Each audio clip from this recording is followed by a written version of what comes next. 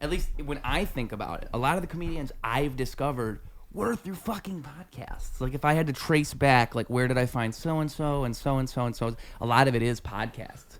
Like it gives you, for comedy in particular, you're basically doing a similar thing to what you're doing on stage. So that's kind of the difference. Because like if you're doing like, see, I do music.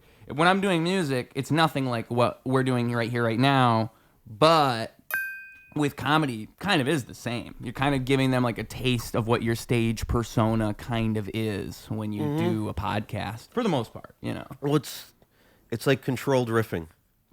Controlled riffing. Wow, that's great. Yeah, I think that's, if that makes sense. No, because like when I was talking with a guy named Mercado Goods, we came up with consensual eavesdropping. I really like that a lot. But I like controlled riffing too, because it is kind of that. It's kind of like you're capturing a riff in the moment. I mean, like, different people do it differently. Like, obviously, like, Joe Rogan, he's more of a conversation. But there's a lot of comedy podcasts that are just kind of a riff. I don't know if you watch Harlan Williams' podcast. I've caught a few episodes. He's fucking hysterical. I've seen him a few times where he makes comics like that make me jealous, where you already know him, but, like, just growing up and realizing this guy's a goofy guy. Yeah. And, like, you know he's going to say something funny. It's not just going to be a normal, like, knock-knock joke. He's just going to, like, throw something out of left field. And you'd be like, that's fucking ridiculous and funny. Like, why can't I do that? Yeah.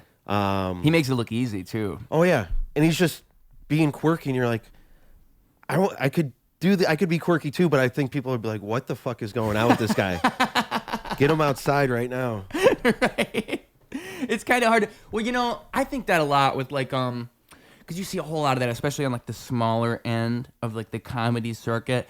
Everybody thinks they can be like Andy Kaufman. Everybody thinks they can be like subversive, but you have to be a genius to be able to do that. Like you have to know, you know, it reminds me of the Pablo Picasso quote. You have to know the rules before you can break them. Yeah. I'm paraphrasing, but that's kind of the idea. Like you can't just be Harlan Williams. You can't just break the rules. But at the same time, what's messed up is comedy has no rules. Mm-hmm. There's tons of comics in Chicago that you see like, okay, yeah, these guys are good joke writers. This person's goofy. This person's got like a character. And it's no rhyme or reason. You're like, why is this joke so good? And it's so fucking simple. Meanwhile, I've been breaking my ass trying to get this one joke, and it's 2 lines to work, and it does not work at all. Yeah.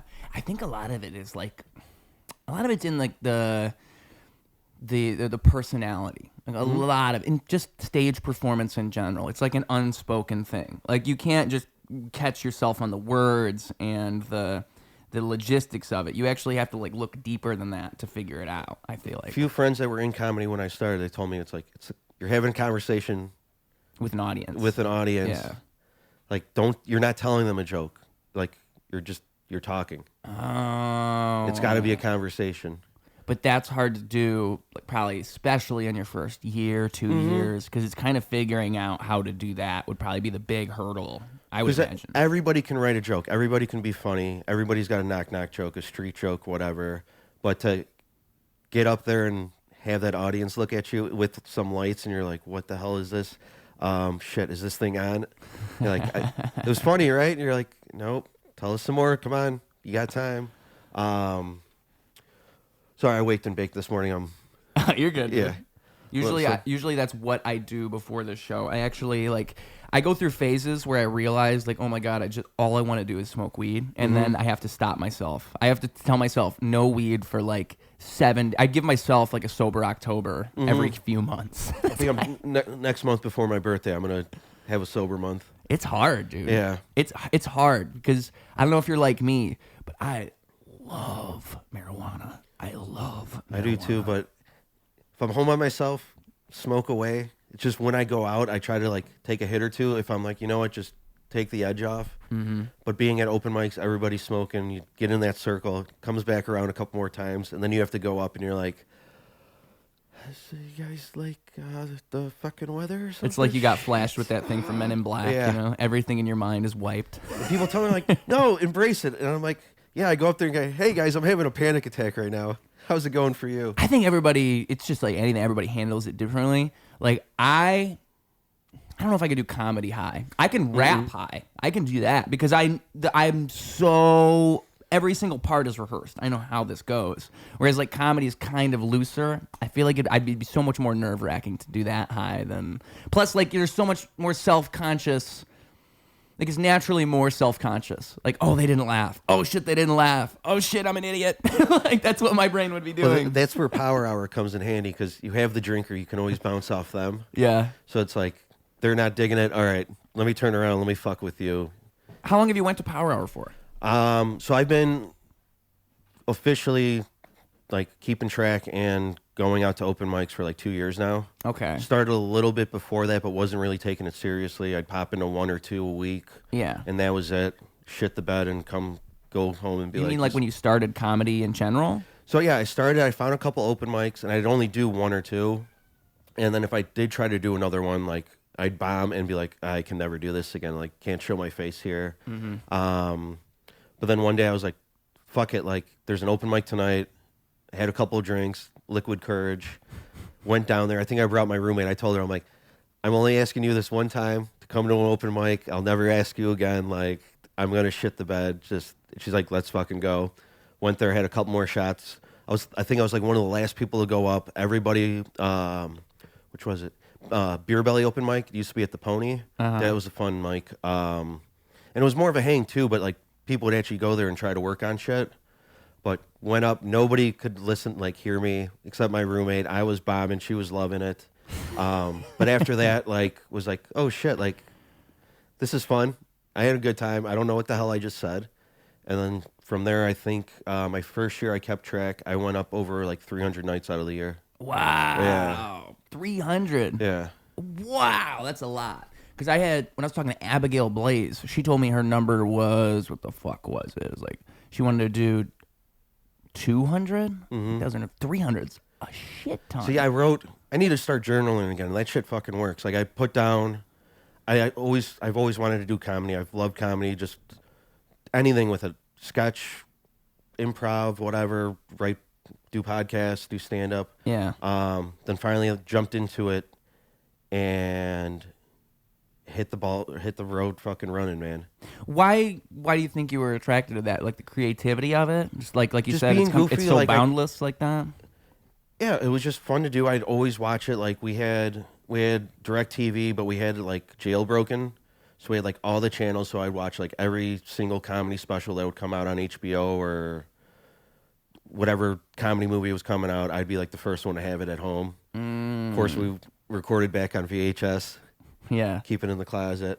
So you had all these tapes. Oh, yeah. Yeah. Yeah, I was watching early Comedy Central and watching like all these, and when they used to show good stand-up and like full specials. Yeah. I'm watching all this shit and then like rehearsing it back to my mom, and she's like, okay, honey, like go watch more TV. And I'm like, all right, I got another one for you in 2 minutes.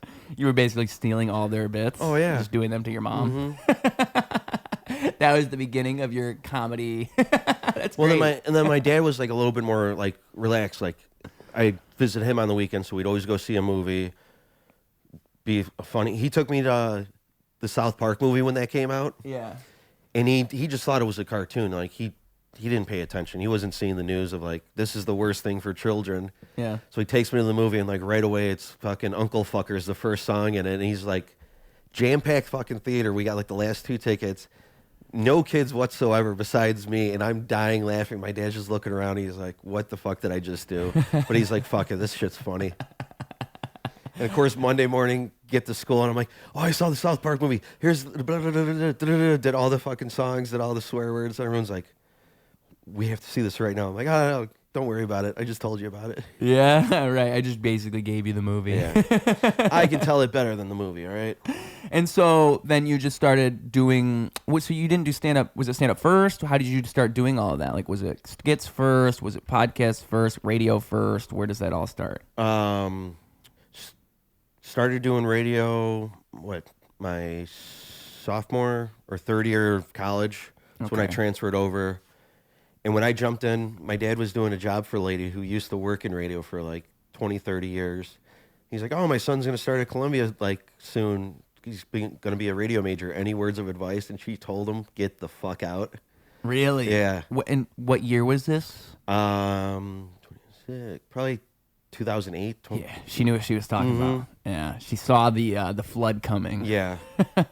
She was somewhat of a prophet. She saw the writing on the wall. She knew the ship was going down, and she said, nay, stop, go away. And I think we need some people like that in life, some people who read the signs and they can see beyond the present day reality, because I think those people are the people that you need in order to become the greatness that you will be one day. You need people to show you the way, to show you the light. And if you have enough of those people, you have enough blessings in your life, then eventually one day you just might become a professional mind blower. That's right. You can blow minds, but the question is how? How will you blow minds? And you have to elevate above your present self, whatever that is. And you have to do that over and over again. And that's how you blow the minds, because people see that and they're like, oh my God, I had no idea this was possible. And I think there's an inner truth that happens when you see something like that. When you see somebody elevate above and beyond, it makes you realize the potential within yourself, within all of us. And that's why I love doing this show. That's why I love people, because we all are capable of blowing minds and becoming professional mind blowers. And that's why we're selling these shirts. We've got smalls, we got mediums, we got larges, and we can make more sizes if you so please. They are $25, and that is shipping included. And it's a great way for you to support this show. All that information is in the description if you want to cop one of these bad boys. Now, say you want to support the show, but you don't want to get a t-shirt. Well, don't you worry. We got you covered. There's this little thing called Patreon. That's right. $5 a month, the price of a coffee, the price of a beer at the bar, and you help this show grow. You make this show bigger and better than it's ever been, and I love you for it. For real, we need more people on the Patreon. It's the only way this show becomes the biggest, bestest thing of all time. We get the biggest, bestest people of all time in this room, or whatever room we happen to be filming in the future. I love doing this. I love talking with people. I really do. I could do it forever, endlessly, and the only way I can expand and grow and continue to do that is through your support. So please consider supporting. Please consider throwing some dollars in that bucket. We've got exclusive content on the Patreon, exclusive podcast content, exclusive music that will only come out there and nowhere else in the world. Only there you'll hear those songs, and also you can hear all of my songs that are going to come out on the interwaves, the rail waves, the sound waves that you can hear on the other places, the streaming services. They're going to come out there, but you hear them early on the Patreon. That's right. So those 3 perks are all available on the Patreon. That's just to add a little bit of value, but really what it's about is supporting this thing, because I need your guys' support. It's the only way we get this off the ground floor and into the heavens. Last thing I got to tell you about is I got a upcoming show, a collaboration. This is super exciting. For real, the biggest thing I've ever done yet. Very big show. Look at Oscar staring at me over there desperately with those eyes. Poor guy. Poor guy. What do you think he's thinking about? He's probably thinking about my upcoming show at Roast Battle Chicago. That's right. I'm going to be performing at the very end. I'm going to be tying the whole show together with a little bit of a surprise, and I can't wait to pull it out of my magical hat. It's not a bunny rabbit. It's even better. So you guys got to come out there. You got to see it. We love Roast Battle. Roast Battle's doing something very similar to what this show is doing, where it's putting on a bunch of local talent, it's localizing it all in one spot, and it's elevating that talent and putting them in a position where everybody can go easily find them. For real, Roast Battle is awesome. I love how creative it forces the comedians that go there to be. I love that it's inspired by Rap Battle, and there's a competitive aspect to it, but ultimately, it's about elevating the art form. So seriously, super excited to collab with them, super excited to be there. May 1st, okay? And if it's past May 1st, that's already happened, don't you worry. You got a million chances to catch me live. Now, let's get back to Alex's origin story. And my dad's like, jump in the TV, and I'm like, I'll try to do both of them or something like that, but I was just so invested in radio that when I got there, Columbia's a great school, they had a great program and everything, just feel like I didn't get picked on, but like they put me through the ringer a little bit compared to other people. Like right away, I went up to the guy who sets up all the internships, and I was like, hey, I'm so-and-so. I'm going to be here for the next like 4 or 5 years trying to get all this shit done. I want an internship. How do I get on the radio station? Like, what do I need to do? Tell me the process. Like, I want to work at the school because we had like a little, you can rent out studios to do like your sound checks, run your shows and everything like that. Okay. So like you had to rent those out, give them equipment. And I was like, I'm going to be here. I'll work here during the day, whatever you guys got. He's like, okay, it's your first year, do all the basic classes. Then after that, the more shit you take, then all this shit opens up for you. Finally didn't get an internship till I think my last year, and I didn't start working at the school till my last year. Yeah. The internship, he tried getting me a couple. I think one was like a country station or something. I'm like, no, like I'll work wherever, but I'm like, country, I don't think I could do. But one opened up. It was the late night internship at WGCI 107.5. Fucking shout out, great station. Shout out 107.5. GCI in the streets. Took that internship because nobody wanted it. It was late night over the weekends. And the guy I was interning for, DJ AO, he was a student in Columbia. He's got an internship there. He already kind of knew what was going on. And they're like, well, we need someone to do this. And he's like, fuck it. I got a job. I'm not going to graduate. So then I was working under him. And he's like, dude, you're doing good. He's like, you can definitely get a job in this shit. I was doing... What exactly were you doing with the internship though? At first it was just kind of like help him with the show, do like all the show prep, have shit to talk about. We were kind of finding like the hashtag of the week, something that like people can call in or tag us in. Because a lot of radio is that. It's like procedural like that. We kind of have a program. Yeah. Okay. Trying to reach out. Of course, we'd give like ticket giveaways, so I'd have to sit there, record it. First thing I teach you is just how to operate the board. Mm-hmm. So he'd have me do that stuff. And then other DJs would have me work the board because they'd have to go do like a remote spot. Okay. Then another DJ would walk in. They're like, what the hell are you doing? I'm like, oh, I'm running the board like for so-and-so. They're not here. And they're like, wait a sec, you know how to do this? And I'm like, yeah, this is day one like class that you got to learn how to do this. And they go, you got to be fucking kidding me. I've had this intern for 5 years and they don't ever run my show. All they do is Facebook and Instagram and like try to meet all the celebrities. And I was like, I'm your boy. Now, do you think like the person who trained you, like who brought you in, they just taught you that when most of the time they don't teach you that? Like that, you got lucky probably. Well, no, it was just when I got in there, of course, I just said I wanted to be a radio jockey. Oh, I see. And I'm like, yeah, I'll play the music. Like I didn't know the actual structure. Like, oh no, you have a set playlist. Yeah. If you do like a request hour, yeah, you can pick different songs. But by the books, half the music or 98% of the music you're listening to it's on a list. It's been picked out weeks ago. Some stations are a little bit more cooler, like WXRT 93.1. They let their DJs like have a little bit more freedom. But most of the time it's just structured because radio is more you're selling ad space. Music is just something in between. Because if you fuck up, if you don't hit the commercial break, you don't play all the commercials, you get fucked over. And then you'd have to worry about like timing at that point. Then you got to change shit around. You got to make sure this commercial plays again within this hour, or they don't get paid or something like that. Like how all TV shows have to be 22 minutes. Oh yeah, you got to have this. You got to have this commercial break. You got to have this. Huh. Okay. See, that explains. Because one of my biggest critiques of radio, like they still fuck this up. Mm-hmm. Like you can't just play the same songs all the time. Oh no.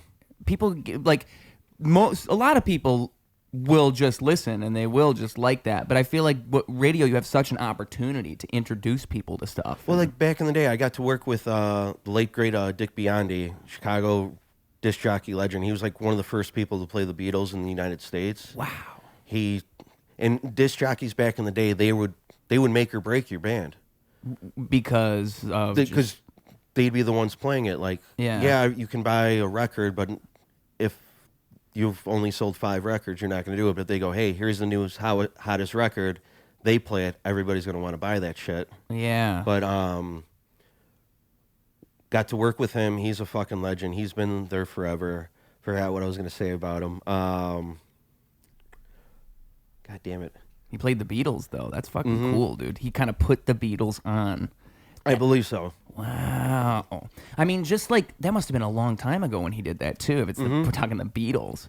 Yeah, he only passed away a few years ago. Yeah, I got lucky enough to where, before they fired me from that station, I had like a couple weeks to work with him. Nicest, sweetest guy. We would do, and what sucked is, he used to do like Friday, Saturday, like request hour, like probably around like 7, 8 o'clock around there. They moved him to like midnight.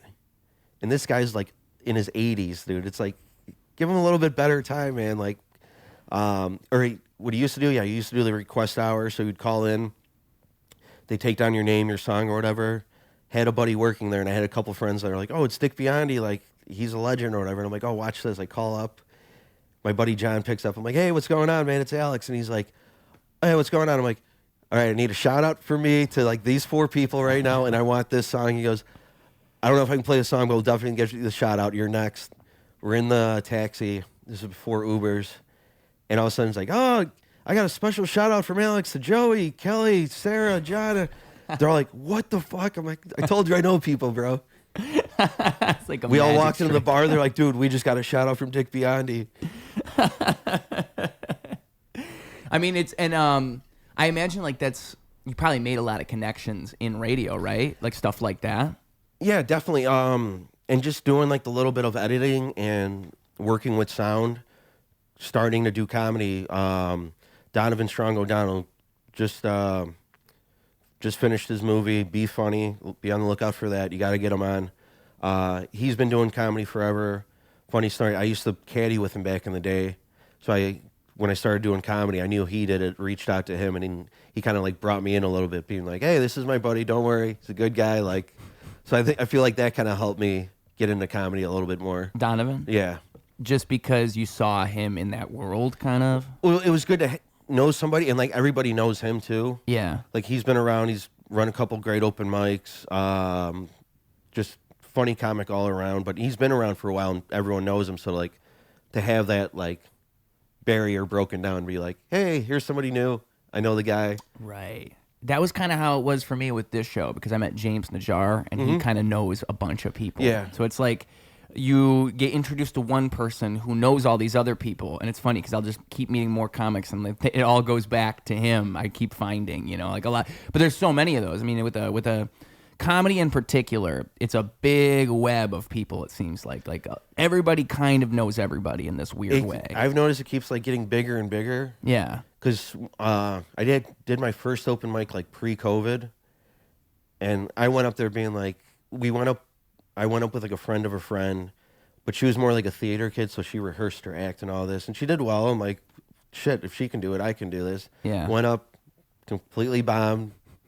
I think I barely wrote like 3 jokes, but I'm like, I'll just riff off this shit. Comics were great. I told them it was my first time here. They're like, dude, great job. You did your first one. Come back. That's like the best advice. Then didn't do it I was going to start doing it. Then COVID hit. But then I didn't realize people were still doing it on like Zoom. And I'm like, oh shit, I could have like busted my chops trying to do that. You could have, but it might even be better that you didn't. Yeah. Because it's kind of like a whole different thing. Like it's kind of like doing stand-up. Like, I mean, I don't know if you remember like how all those late night talk shows, they started doing it in their bedrooms, and it kind of revealed like, oh, you guys are just like elevated YouTubers. Like you're not even doing a talk show anymore. Now you're just in your bedroom filming a YouTube video. Like it's a different thing. Whereas like, if you're doing stand up without an I think actually it's Donovan Strong O'Donnell. It's him. Didn't he do that thing out of the back of his truck? Yeah, during comedy pickup. And that to me is like the perfect middle ground. Like you're still doing it live in person in front of an audience, but you're not. You found a way to bring that energy back, because like there was people watching comedy in trucks, like in their cars with somebody on a stage. Oh, which yeah. is so strange to even conceptualize that. There's one on HBO, like Colin Quinn, Chris DiStefano, a bunch of people are on that. And yeah, they said like it'd be weird, they like flash their lights or something, or you get a couple honks. Honks, dude. And then they were filming like right next to the Hudson River, so all of a sudden like this giant ferry comes by, he's like, and they're like, this is fucking great. This is comedy. This is what we fucking resorted to. Yeah.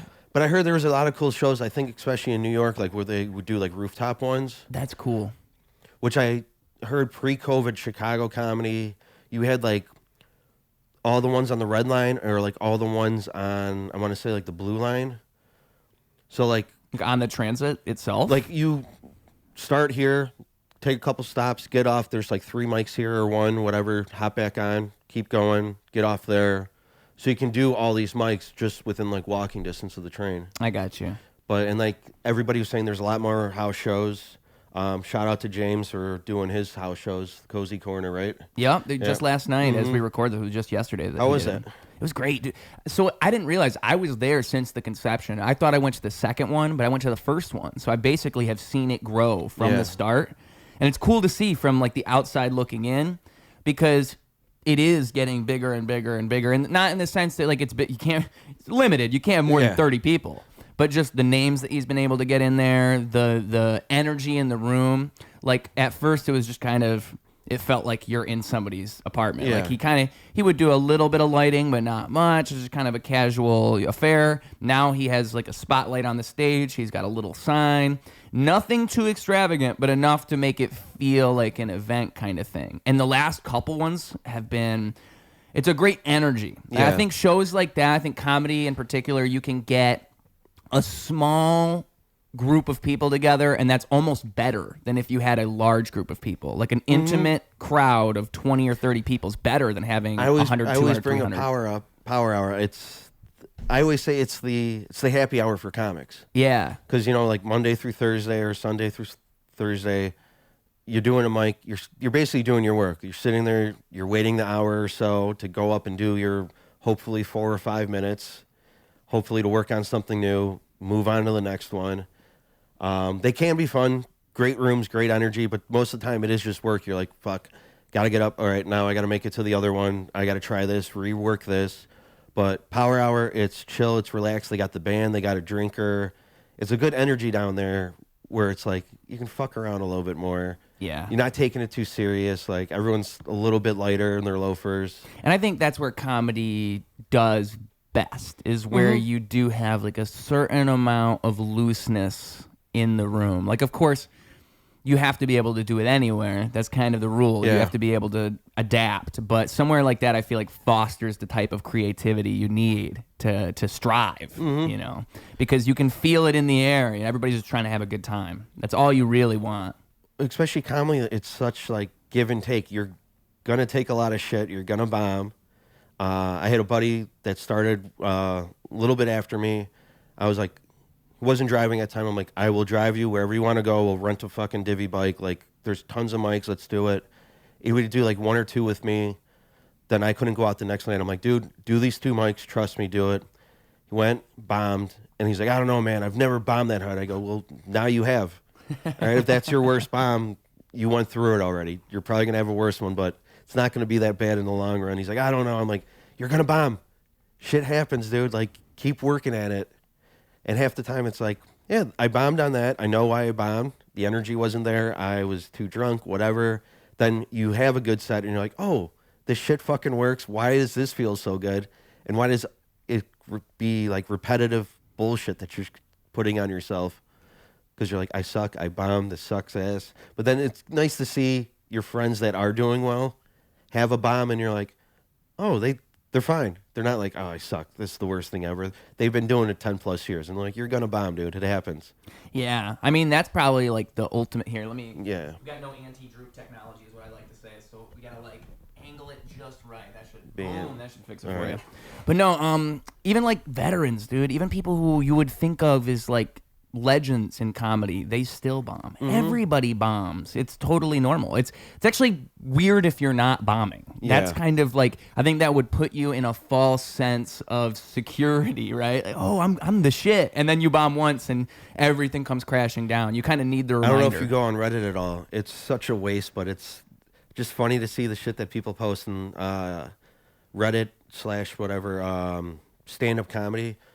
You just see people being like, oh, I got my first open mic. Like, I've been rehearsing this and this and this and this. Or somebody goes, oh, I just crushed my first mic. Or like, I just bombed. And it's like, what do we do next? And I'll put on there, and everybody else is like, just keep doing it. It's all you got to do. Just keep going. Keep working on it. You're going to say the same jokes over and over again.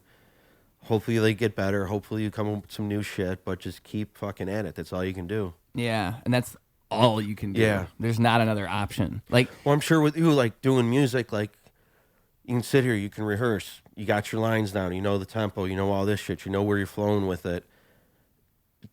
Comedy, I'll sit there, I'll try to tell myself it just so I know the words, try to make it more relaxed, not like, hi guys, here's a joke, A, B, C, ha, ha, ha. But then hilarious, by the way. Well, you just sit. You want to hit your beats. You're like, okay, I got this punchline or this tag, and half the time you forget half that shit, and then after you get off, you're like, damn it, I should have said this. This would have fit so fucking good. Yep. But you don't know.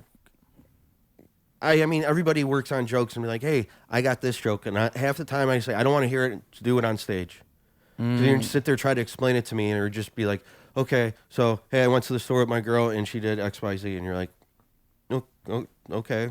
I like it, but I need the beats to it. I need you to be up there saying it. Yeah, that's interesting. Yeah, like and also you kind of figure out the rhythm and the appropriate way to do it by being on stage. Yeah. Yeah. I mean, even like a parallel with music would also just be like there are songs that you could make that don't really translate to a stage. Like you don't really. This isn't made for live performing. There's even just entire genres like that. Well, there's a lot of bands out there where they sound great on the album, but then you see them live and you're like, oh, you guys put too much work into your album, make it the production big, where the basis of it, trying to do it live, does not sound well. Yeah, yeah. And so you kind of like, to me, the best thing would be what you could do live. Like if I make a song, I should be able to do it live and it should have the same effect that I think it has when you listen to it on record. It should be the same thing. It shouldn't be a massive disconnect. When it comes down, it's you. It's your voice. Yeah.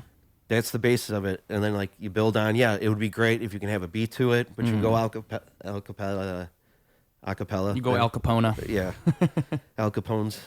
But you have a little beat behind you. You can flow. Yeah. It makes that show a little bit more better. You got a good audience. That adds to it, the energy going through it. And through doing that, though, because you could write music, you could record music a million times in your bedroom, but only doing it live do you really figure out what works. Just like comedy. Like, only doing it live can I figure out, oh, people felt that song. That song in particular. It's like, oh, that joke is a killer. That joke's this awesome. line of the song, this line of the joke, that's what grabbed me. And then it's wait for the beat to drop, wait for the punchline. It's like, let's bring it together. And then get that response from the audience. There's like nothing better. And over time, you start to develop a set list. You start to figure out, I can string these things together into one big coherent thing. I mean, with comedy, it's a little bit interesting because it's always 4 or 5 minutes on these mics. So you kind of work in 4 or 5 minute segments at a time. And then all of a sudden, you've got a 15, you've got a 20, you've got a 30.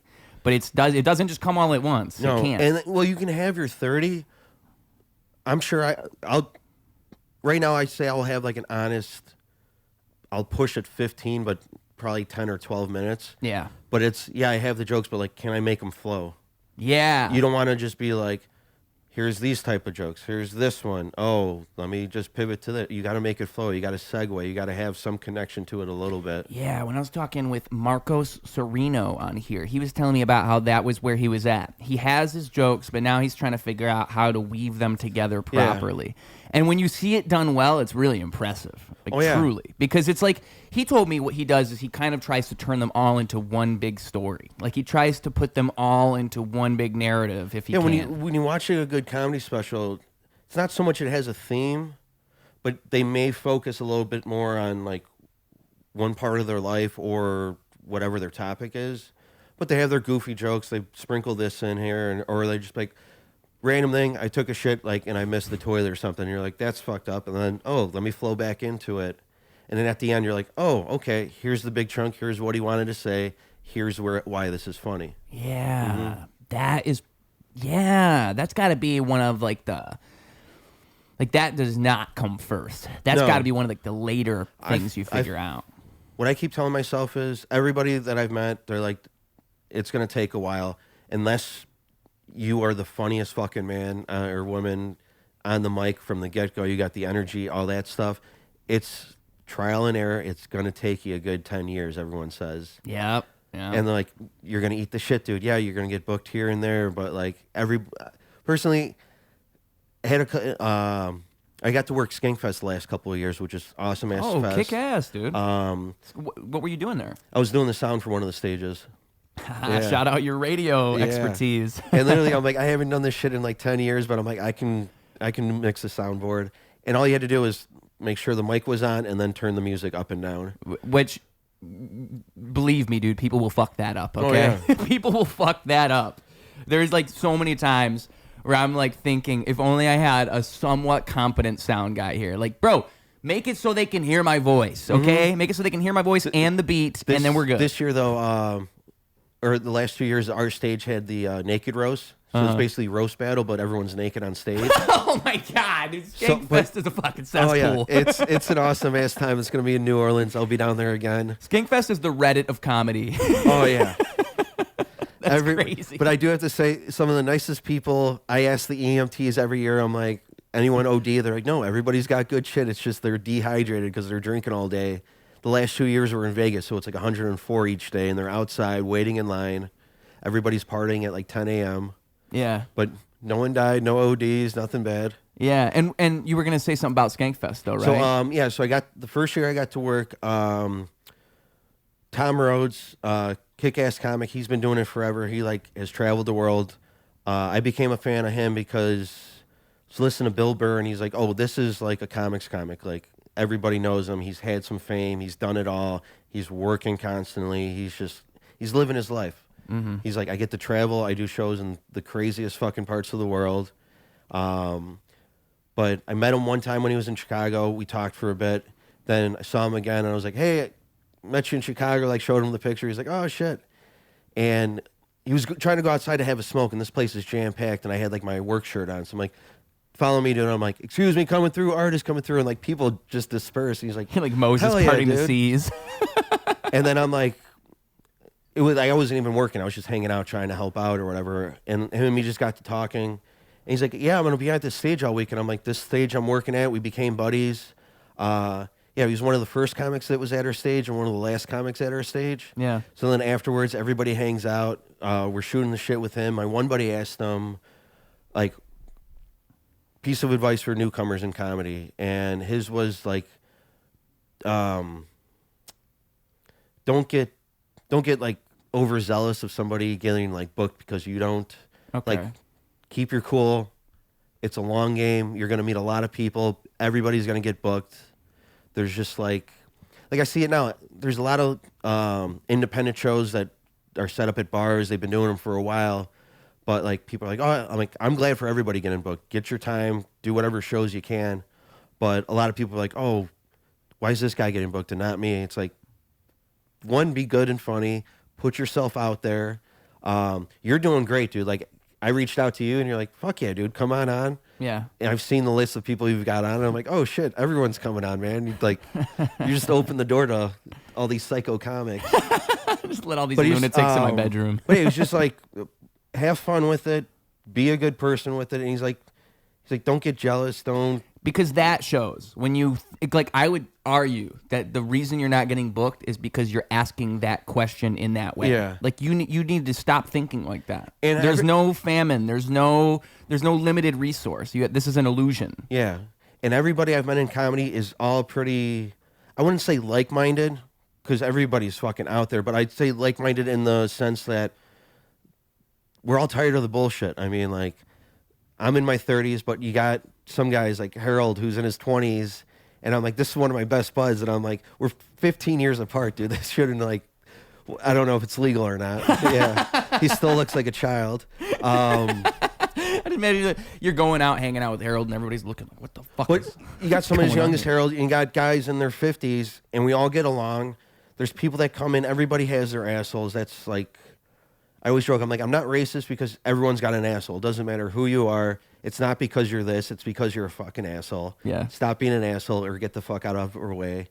So, like, the comedy scene, I've felt like everybody that I know that I'm friends with, somebody comes in, we're all kind of like, keep the bullshit at home. Like, maybe you're off a little bit, but if you want to come and have a good time and tell some jokes and not berate women, call people whatever, and try to start a fight with everybody, that's not what we're doing here. We're having a good time. Yeah. Keep your bullshit out of here. Do an open mic on the South Side or something and try that bullshit. All right, man? And you might be successful. Yeah. I mean, shit. But yeah, it's really about, so much of it is about the, I don't know if it's the right word, but like the collegial aspect of it. The fact that we're all in this together. Like, I always say, like, if you're going to these open mics, there's so much in that hang. Like if you don't just sit around and just talk with people, just introducing yourself and showing them that you're cool, that goes a long way. And it's not that hard. I mean, unless you're, I say everybody's on the spectrum, especially comics, because you go to these open mics, you'll see the same person, you'll have a conversation, but you never really introduce yourself. Then you'll see each other again, maybe not talk, and then finally it's like, dude, I see you like 10 times a week. Like I see you more than my actual friends or my parents. Then it's like, oh yeah, my bad. Hey, I'm Alex. So it's like, might forget your name, but do it again. If you remember theirs, cool. Then they're like, all right, I know you. Like I kind of feel special sometimes, like going to a comedy show or whatever, and I see somebody that I know that's a comic, and they're like, oh, hey, Alex, what's going on, dude? I'm like, oh shit, like this guy gets booked. Like he's actually a big deal. And they're like, oh yeah, what's up, dude? Yeah. And that speaks volumes. You know, it's funny when my mom and my sister visited. I always want to like go to comedy shows when they're here because one, like I know these people. Like, if I go to a comedy show, I know these people. It's kind of cool. But also like it's just funny because I remember my mom and my sister are sitting there, and a couple comics start to like come up and say hi to me, and they're both like, "Oh my god, he's not lying. He knows these people." Like I feel cool all of a sudden because these are the people that were just on stage. And I'm the guy. but it goes along because the thing is, those people remember you. Those people, you never know how it's going to happen. Those people might start producing shows. Those people might know somebody that does produce shows. They might put in a word for you that you never heard. You never saw them say to that person. I do have to say, comedy does lack a little production value. Yeah. And just knowing the little bit that I know, like I got a decent camera, been asking people, putting myself out there. I got picked up on like 3 new shows. Nice. Started helping produce podcasts. And like, we just need that little bit of extra help. Yep. And that's kind of what I like to think I'm doing here. I think I think Roast Battle does that really well. Like I really like how they produce everything. They put everything online for one, like we're in a world where most of the shit you do should be online. It just should be. Like maybe not open mics, but the shows you do, you should be posting that somewhere. Quick, comics, we're all starting out. We all record our stuff. Everything doesn't have to be out there. Not everything. No. That's why I'm saying open mics, you can leave that to the side. Okay, you don't have to show everybody your open mic. I do have to say, if it's a good open mic, it's a good energy. There's actually audience members there where you can get some laughs. Put that stuff out there. Yeah. But that's the time I never record. Yeah. I'll record myself bombing in a basement to 4 people, and I'm like, why do I do this? Why? And then I watch it back, and I'm like, I hate everything about me right now.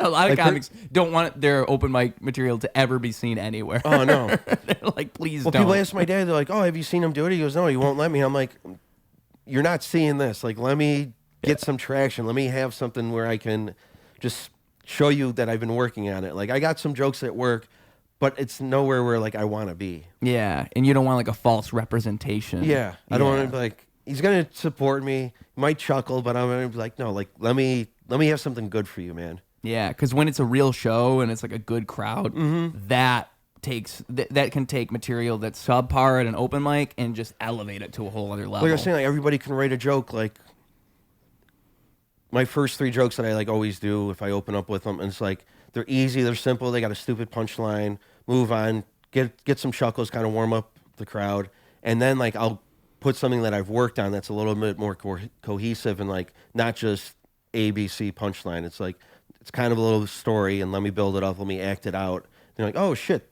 you put some work into that one. Now I can see why that's funny, not just, hey, I said this weird thing or this funny kind of crude joke. Yeah. It's going to get you a chuckle or start thinking about something. Yeah, like you can, there's a structure to it in that way. Well, like a lot of times you get like that riff, like somebody comes up after somebody else after an open mic and be like, oh, he was talking about this, yada, yada. You kind of continue with that just to get them like into it. It's not the best thing. It's just something, hey, I thought of this extra tag. I thought it would be funny. Okay, keep them going. Now let me try to throw some shit your way. Yeah. Just last night at Cozy Corner, when Harold Patrick went up there, he's one of the co-producers now. It's him and James. And so Harold Patrick goes up there, he looks to his right, and there's this guy who's got a shirt on that says, fuck your racist grandma. And so the first like 3 minutes, he's just talking about how his grandma's racist. Yeah. And that was a great way to lube up the crowd. That was the way to do it, right? Because now we all know you're not doing material. Like that just comes, there's no way that's material. You're talking about the guy's shirt. But it makes it so everybody kind of kind of like a freestyle rap in a way. Like you're improvising for a second, and then you work your way into the comedy. I think that's a really smooth move, you know. See, and that's a good transition, and like that's good crowd work right there. Yeah. A lot of people, there's a few in the scene that like are just trying to do crowd work. I remember one guy being like, he was talking to a bunch of us, and he's like, "Oh, like what's the best bar to do crowd work in?" And someone right away was like, "Don't do it in an open mic. Yeah. You're trying to crowd work us. Nobody's fucking paying attention to you. Nobody's going to respond the way you want to. Mm-hmm. We're going to try to be funnier than you." That's the real part. Is they're all comics you're trying to do crowd work with. Yeah. So everybody's trying to. At a show, you can sprinkle it in. Yeah, there are some great comics that are good at just starting shit with the crowd and getting them going. But it's like to try to set it up, be like, "What, are you guys out here on a date? Did you guys fuck yet?" It's like, you can go somewhere with that. Just don't fucking look at this guy, gay shirt. Yeah. It's like, do something with it. Just don't call them out. Bullshit. Well, and like I feel like it's becoming something that social media kind of fucked it up, because before crowd work was just a thing you'd sprinkle in, and like you said, now there are people who just want to do crowd work because they think that's what they're supposed to be doing. But like, have some jokes, work it in. Like, I like it when, if you kind of like break it down, like, "Oh, who's here on a date? Oh, how long you guys been married?" It's like, cool, I know a little bit about them. Then you start like talking about something, you're like, "Well, this guy probably has done it. He's been married." You bring them into it, you get the little bit of a laugh. Last night I was helping film Uncensored Comedy at Lincoln Lodge. Great show, check it out. Lincoln Lodge got a bunch of great shows. Yeah, Lincoln, and not a lot of people know about it. Like, they do sell out shows. But for the most part, like, I'll tell people, and they're like, "Where the hell's the Lincoln Lodge?" You're like, "Dude, check this place out. You're going to see..." One, they do get a lot of good, like, national acts. Or guys that are starting, like, to tour more. Mm-hmm. It's like, yeah, they can't sell out Zanies yet, but bam, you can give them, like, 2 nights at Lincoln Lodge. Yeah. But you're going to see that. You're going to see a lot of local great comedy, some goofy-ass shows out there. Everyone's trying their best. But a lot of shows have been doing it, but what they do is they take suggestions from the audience. Everybody writes stuff down. The one yesterday. Yeah. Okay. And I wrote I just wrote a couple down that I thought would be funny. And the one that he picked, I wrote, "Drunk dialing your best friend's sister." And he riffed off that. And this couple in front, the lady was not having it. Like, I had a perfect view of her where she was like yawning. She wasn't laughing. Like, I think one comic kind of called her out, and she was just stone-faced the whole time. But as soon as that came up, she looked at her husband, and like, he put his hat down. So the comic started riffing with him, worked like the whole audience. He was asking different couples, like, all this shit. He's like, "How would you apologize? Like, give her the best compliment." And he went on for 20 minutes with this shit. And I was like, all because I wrote that down. I'm like, I'm glad I put that little bit of effort in to help out the show. Yeah. Oh, that's cool. And the whole idea of the show is that it's... Well, no, it's more shit where, like, hey, they're going to say something a little bit rowdy. It's a late night show. We're going to have fun with it. Enjoy it. But you know what? Whatever you got, something off your head, write it down. Comics will pick it out of the bucket. Maybe they can riff on it. Like, somebody wrote hats. And the comic, thank God he did good. But he literally was like, "Hats." And he just went off for like a couple minutes, and it got a good response. But he's like, some of these people are idiots. It's like, what the fuck am I going to do with hats? Yes, I'm wearing a hat. Here you go. Okay, end of riff. Move on with it. Yeah. But it'd probably be a good way to find material, too. It's even an exercise like that. Well, yeah, but it's good, too, when they have something like you can work off, not just one word. Right. Just get something to think about it. Because I'm like, I think my other one was just like foot jobs, yes or no, just to see what they would respond with. That's a fun one. And you just come up with a bunch of different like things. Like you write you were the one who wrote it all down? No, everyone in the audience wrote stuff down. Right. Okay. That's fun. But yeah. You almost kind of have to structure it, because if you say like, "Hey, just give us something you want us to like riff off," and people are like, "Smelly socks," and it's like, yeah, okay.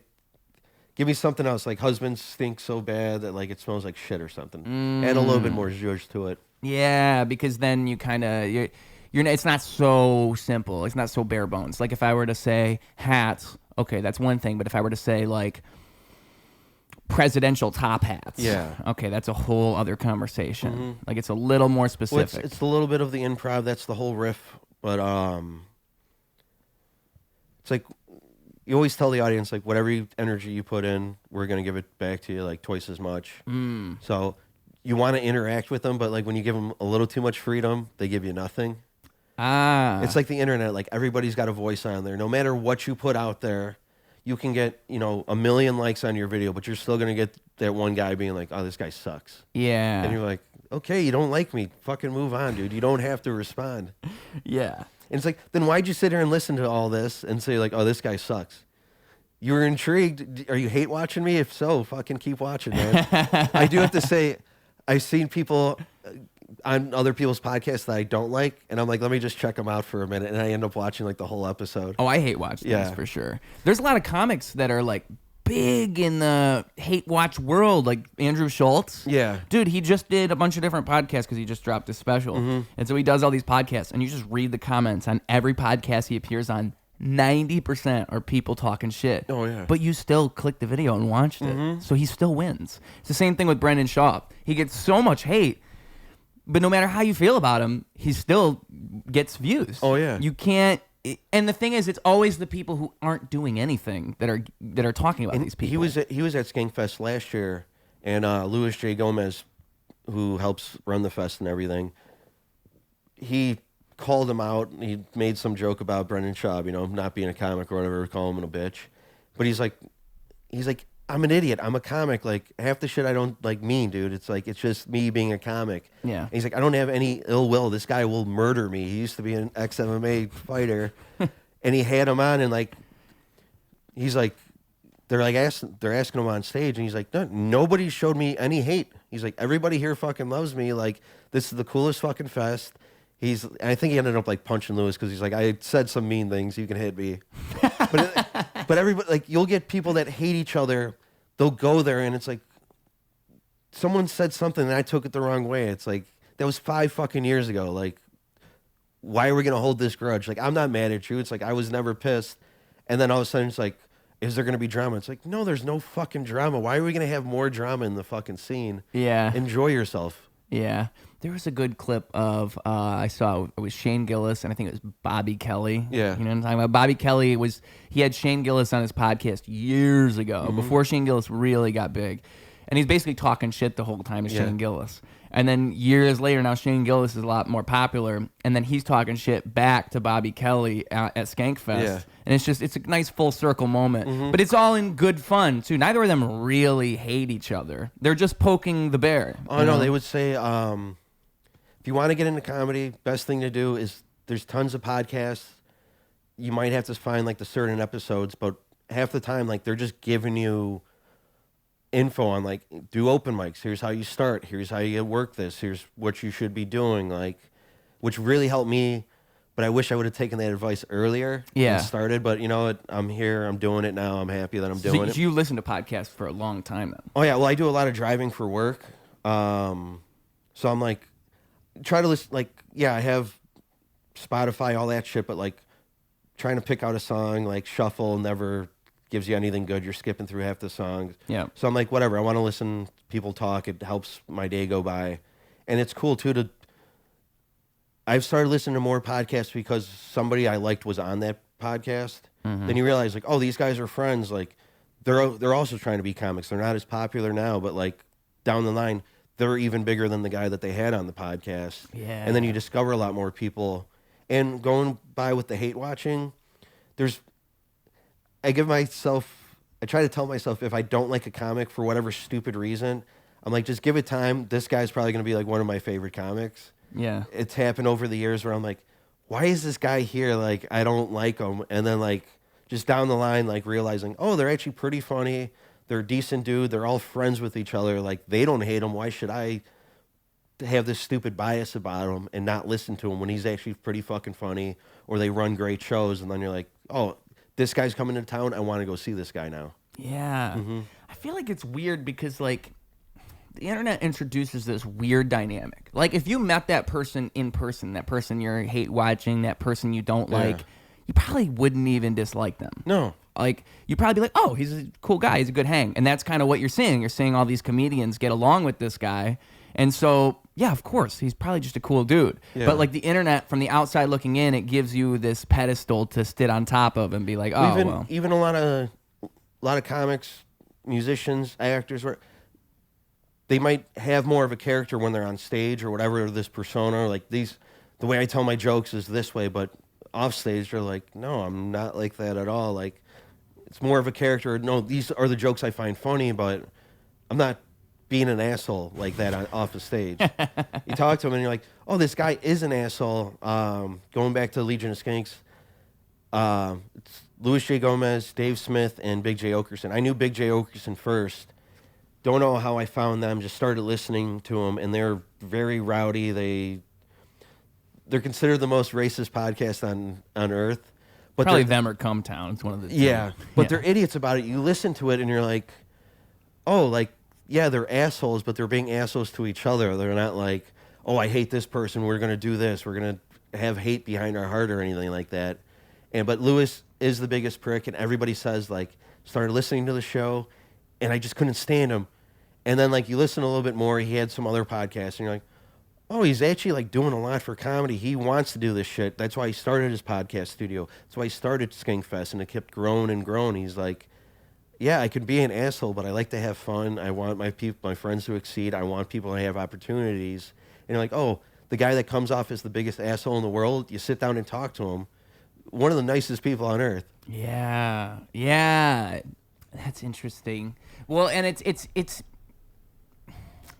you're seeing a certain version of somebody for sure. Like in that, even though I did get to slap box and box him once. Oh no shit! Really? Yeah. He was in town. I saw him at Zany's. He was pretty shit faced. Which is cool. Is if you like comedy, go to a comedy show. Guaranteed, you're gonna meet the comic. They're going to be chill as hell. They're going to be grateful you fucking came out. They're going to be more happy to see you than you are them. But they were there. He was a little drunk, and he's like, oh, anybody want to slap box? I'm like, fuck yeah, let's go. So we're slap boxing. I cracked him a couple good times. But then my first year at Skankfest, he was training for a boxing match. I do jiu-jitsu. I've boxed a little bit of this and that, wrestled. And I was like, oh, I got some training. He goes, cool. I'll hit you up tomorrow, send you the address. So I fly out to Vegas, don't have gloves or anything. You have to buy all brand new stuff. Go out there, we're training, sparring or whatever. And I'm like, I'll spar against you, but don't, like, rock my head. I'm like, my mouth guard doesn't fit. And everybody told me, like, he doesn't know how to hold back. So we're going, bam, pops me, like, right in the head. I'm like, fuck, we're doing this. I had a couple good pops on him. And I do remember one, I had, like, this right hook on him and, like, just, like, grazed his nose. And he just looks at me, he goes, ooh, boy wants to fight today. So I went the distance with. I did a round with Louis J. Gomez. You flew out to do that. Yeah. Wow. And I'm like, and they're like, oh, so then I'm like, oh, I'm actually and I was volunteering to work there. And he's like, damn, dude, like you're just taking it all in. I'm like, fuck yeah. What was the coolest thing is we took an Uber back to the hotel, and I got to ride with him and like his crew, and we're all just sitting there bullshitting. And like then throughout the whole fest, Lewis would walk by. He's like, Rambo, what's going on, man? And everyone's like, dude, you know fucking Lewis? The guy's, he started this fest. And all the other guys, too, I'd be like, hey, what's going on? And they're like, oh, dude. I'd help them out, do whatever. And they're like, who the fuck are you, dude? Like, nobody knows you here, but it's the guys running the fucking fest. Yeah. And you know, to other people looking inside of that, they don't see any of those inner mechanics. No. They don't see any of that. They just see you as the guy who he knows. Well, cool is like I was doing the sound, so I was sat right next to the stage, had like the best view, saw tons of great comedy. Yeah, that's awesome. But I'd also get to kick it in back with like in our green room, and there'd be all these comics that like I'm fans of, and like I wasn't trying to fanboy out and like take a bunch of pictures, just sit there and have a normal conversation with them, and they're like, oh shit, like this is awesome. Like a lot of people would be like, oh, I met so and so, like dude, I kicked it back there, like. I got him a bag of chips. He was hungry, and he like fucking gave me a joint or something like that. What comics? So which ones do you recall? We had Dave Attell, Rich Voss, Bobby Kelly,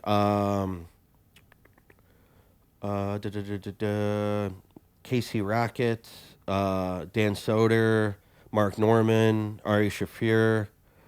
He actually he was doing an outdoor yoga thing last year, but it was too hot, so we did it at our stage. Ari was? Yeah. Okay. So I'm like, hey, I'm doing the sound. You want me to put on like some Enya or something? He's like, yeah, get some like spiritual shit or whatever. So I'm doing that. Yeah, just like the little interactions. Like one comic, he had a bad experience with the bartender outside our door. And like I'm just sitting there like waiting for the show to start, and he just comes up to me, he just like starts bullshitting. He's like, "This fucking guy, blah blah blah." And he's like, "What should I do?" I'm like, "I don't know." He's like, "Fuck him, whatever." Then he gets on stage and he's like, "You know what? Fuck that guy outside." And he's like, "Hey, open that door. That bartender right there can suck my dick." And I'm like, I'm laughing my ass off because I'm like, "Oh, you just fucking told me this, dude. Like I witnessed all this shit go down, man." But the coolest thing I have to say is Rebecca Trent, shout out, she runs Creek in the Cave in Austin. She's one of the co-founders. She really helped them like build up the festival. But the guy that was running our stage, Dylan, a.k.a. MC Lunchbox, he's a cool beat maker, rapper. Just check him out. He's fun as hell. He does the sound for Creek in the Cave. He's their main guy. I didn't know that until like I started, like the weekend was over. And he's like, "Dude, you did great, like, awesome shit." And I was hanging out with him. He's telling everybody, he's like, "Oh yeah, this is, my name's Alex Roumbos, if we didn't introduce myself already." Oh yeah. Everybody calls me by my last name or like a nickname off of that. So Rambo is usually the big one. So I was like, this weekend, Rambo, nobody's gonna forget it. So they're like, "Oh yeah, this is Rambo. He did the sound." Like, "Dude, you did the sound for Lunchbox." Like, he doesn't let anybody fuck around at like the club. He's like, "No, he did great." We've talked, and he's like, "Next time you're in town, dude," he's like, "help me work." He's like, "I bet I can get you some like side work over here." Yeah. And I'm like, "Yeah." And he's like, "Dude, you do not realize it's not that hard. You can put more production value into it." Like, he's really good with like roast battles or just any shows at the club. He'll have his drop-ins. He'll have like funny sound effects or something with it. And like it's on the spot, like it adds to the show. And like comics have stopped him, like, "Dude, where did you come up with this shit?" He's like, "I'm ready for fucking anything, man." It's like what Red Band's doing during Kill Tony, like just pushing random sounds. And just that little bit of extra production value, you're like, "Oh shit, that's a lot more work than anybody does." Right. Yeah, because most people wouldn't even think. Well, then do like, that. you see a lot of independent shows where they're like, showcases are great. Yeah, everybody wants to see comedy, but just adding a little twist to it, adding a little bit more zhuzh, to have something, have like an angle to your show or just something that's out of the norm. Mm-hmm. People are gonna like kind of flock to that a little bit more. Yeah. Because you know, like, unless it's a big name comic, you know, you're paying a decent buck to go see him wherever. To go out to like a local show, it's like, yeah, I want to see some comedy, but it's like, hey, but we also do this. Like, What are some places that you think do that? Like in Chicago, at least. I know there's one show they do like comedy bingo, which is pretty fun. Oh, that's Stephen Black and Will Hill. Yeah. Yep. Bingo Bash, I think is what it's called. Just something goofy. There's the sauteed stand-up that they do at Lincoln Lodge, where it's like a cooking show, but the comics are also like doing some stand-up and trying to riff and make the whole experience. They got judges and shit like that. Oh, I know they do the comic court thing. Comedy court. First date show. Just something like Prompt Battle Royale, which I helped produce. Yep. That one's fun. Check it out on YouTube. The way they shoot it, it's perfect for YouTube because it's a whole little game show experience. Damn it, Luke Newman has a good one. That's like a little game show. Just something that's out of the ordinary. Yeah, coming up with something to make it stick out for sure. Because it's like I think that's a lot of what producing kind of is like you said, unless you got a big name, like something to sell it, you have to figure out a way to get people, like, just your whole job is to get asses in seats. That's your whole job. That's all you got to do. What else was there? Oh, I was just on Demon Hour. I helped those guys run their podcast and stuff. Shout out Gamal and Ramon, great producers. Like, just the way they run their show, they had like a little cardboard cutout of like their logo that they put outside the door. Just something to be like, especially Lincoln Lodge. They do have like the little TV map, but half the time people are running around. It's not that big, but it's like, go to this place, this store, or this store, and everyone's still like, I don't know where I'm going. Bam, you see this giant sign. That looks fucking cool. Let me take a picture in front of it, tag them. You get the views, you get the likes, you get the algorithm going and stuff like that. They got a good host. They know who's funny. They put on good people. They know who's going to riff well. They They've been selling out. Last week sold out show, so shout out to them. But just a little bit of effort that they're putting in, where I've talked to other comics who are doing good shows here, and they've gone out of town to go to another and do an out of town show, and they're just like, there's no lineup, there's nobody keeping time, like nobody's really doing anything. They're just like, hey, we're putting on a show, here's a comic, and they run away. And it's like, who's doing the light? Who's doing this, man? Oh, nothing. Yeah, That's wild. like started helping a couple other shows just film, and I'm like, hey, I can also do X, Y, and Z. Like, I know you're running around, you're doing this, like it can be a little hectic. I'm like, just you do you. Let me take care of the little production stuff. Like That's kind of going. like co-producing without actually Yeah, co-producing. like, hey, I got a camera going. I'll turn on your camera. We got the Zoom mic recording. I'll sound check the mics. Okay, we got a playlist, and I'll cue people in and out. This way, like, you just concentrate on being funny, getting the show rolling. All the production stuff, leave it to me, man. When did you start doing that?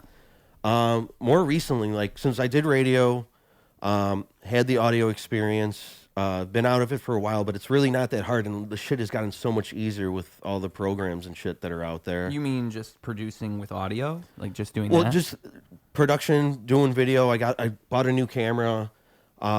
Still working on my editing with that, but half the time, like, they got apps now where it's like, you know, when I'll post this clip, bam, it cuts it up for you. It's automatic, or you add your little design to it. Yeah. But it's just, there's so much out there, so much. It's more accessible than ever. Yeah. Yeah, yeah. And like I said, everybody's posting clips. Some of it good, some of it not so great. But it's that easy just to post the clip out there. Mm-hmm. And a lot of times you see somebody setting up their phone beforehand. It's shaky. It's like, dude, cut that like 5 seconds off. Because you see, there's Because a it's lot production value. Yeah, and then like you see submissions for comedy fests, and they have to watch tons and tons of shit, and they just give you the guidelines like, hey, 5 to 8 minutes, you know, make sure the host like says your name, you can hear it, you can hear the laughs, you can hear your jokes, but people are just like, let me set it up with my phone. Yeah, you may not have the best equipment, but like, ask somebody, dude. Somebody's got some camera. Just, hey, can you help me out? Can you record this? Like, I need something that sounds decent. Mm-hmm. And yeah, you can record what I record off my phone all the time just so I can listen back, set up my camera every once in a while, but it's like, just need something. It's out there. I have it. If I need it, may not be the best quality, but you can record it. But if you're going to submit and put yourself out there, have some quality shit. Yeah, and it's not as hard as you think it is. No. Yeah. Because we're overloaded with quantity over quality right now. Mm-hmm. Like, everybody's posting TikTok. I know everybody's posting shit to work on it, to get it going, but like, do a couple tries. Like, put the video out, work on it, maybe rehearse it a couple times, put it out again. Maybe it's just it's gonna be that much better. Yeah. Just with going on stage, telling your jokes, you may be like, oh, it works this way in my head. You say it, doesn't go, and then you change it. You keep tweaking it. You find a new way to come at this angle, and then in a couple months, you're like, oh, this is what I want people to see. Not the first time I did it or the second time and get a tepid response. You want to get the big laugh and be like, okay, this works this way. I know how to fix it. Let me put that out now. Yeah, yeah, and to get that on record, like, and also even just to have both of them filmed, you can kind of see the progression. If you can go back and look at the first time you did it, and then look at the 5th time you did it, and then, oh, holy shit, I have actually gotten better at this. Well, yeah, because you got to know how you sound. I personally, I'm the biggest idiot. I went into radio, I'm doing comedy, and I hate my voice when I listen back to it. I'm like, why do I sound like such an idiot? And I have to listen to my shit, but then like skip over, and I'm like, okay, I could have done better, but we all can. But yeah, recording yourself with video, you can see your mannerisms, you can see how stiff you are, you can see if you act out a little bit more, they respond to that. Because you got to engage the crowd, but you always lock into like the one person not laughing, or that you don't know, and you're like, I have to win you over, but you are scaring me right now. Let me look to a friend. Your friend's not even paying attention. They're like, you got this, bud. Come on. But just keep working at it. Yeah, and keep putting it out there in the sense that, like, if you submitting, because that's one thing, you know, it's a recurring thing I'll notice talking to comedians is that it's like what you said earlier about how, like, people don't know why they're not getting booked. A lot of it is just that. They just don't want to submit. They don't want to film their stuff. They don't want to do that because they don't feel like they should have to. And it's all networking, introducing yourself. Mm-hmm.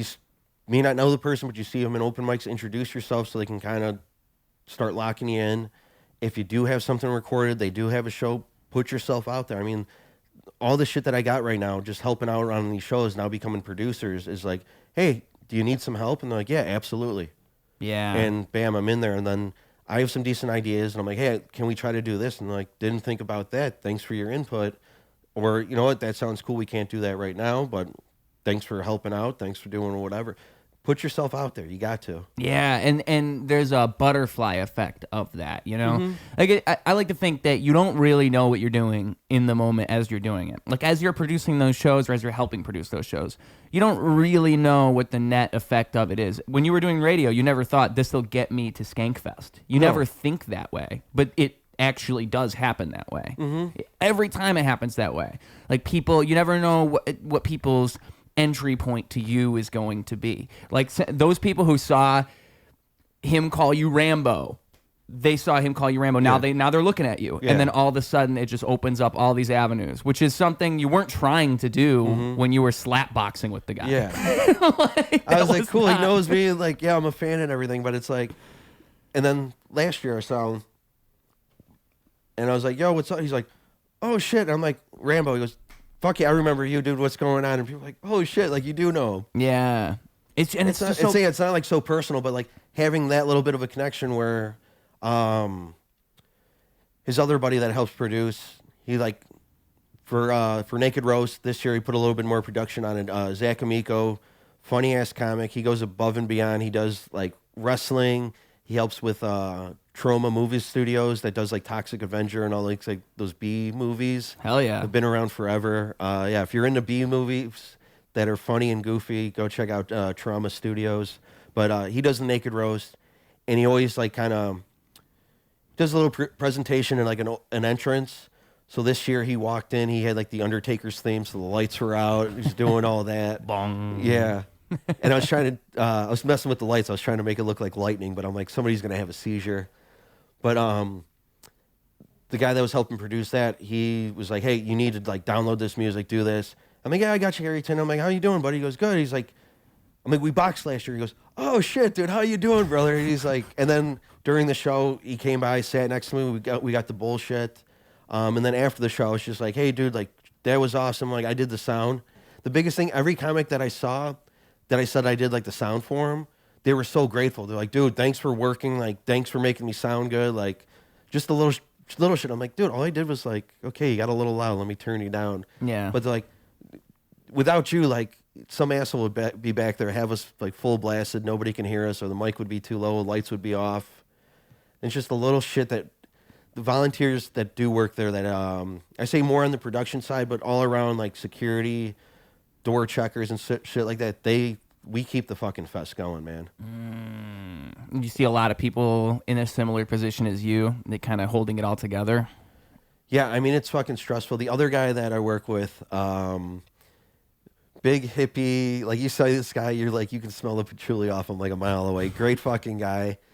He had his bong on the side of the stage, so we're just sitting there. Because I'd walk around when I wasn't working, but I always come back to our stage. So I'm like sitting there, he's like, hey, buddy, like... And then I realized, I'm like, oh, they put me on these 2 nights to work the bigger show because they're like, we know what he can do. Or he's the day shift or he's doing the easy shows. But it's like, yeah, it's like he can do it. He can do a job. We know he's good, but it's like I'm not trusting him with all this responsibility. Yeah, yeah. It's funny. Shout out Bong Guy. Yeah. You're just looking at Bong Guy like, I see why I'm at the night shows. Yeah. Because you're you.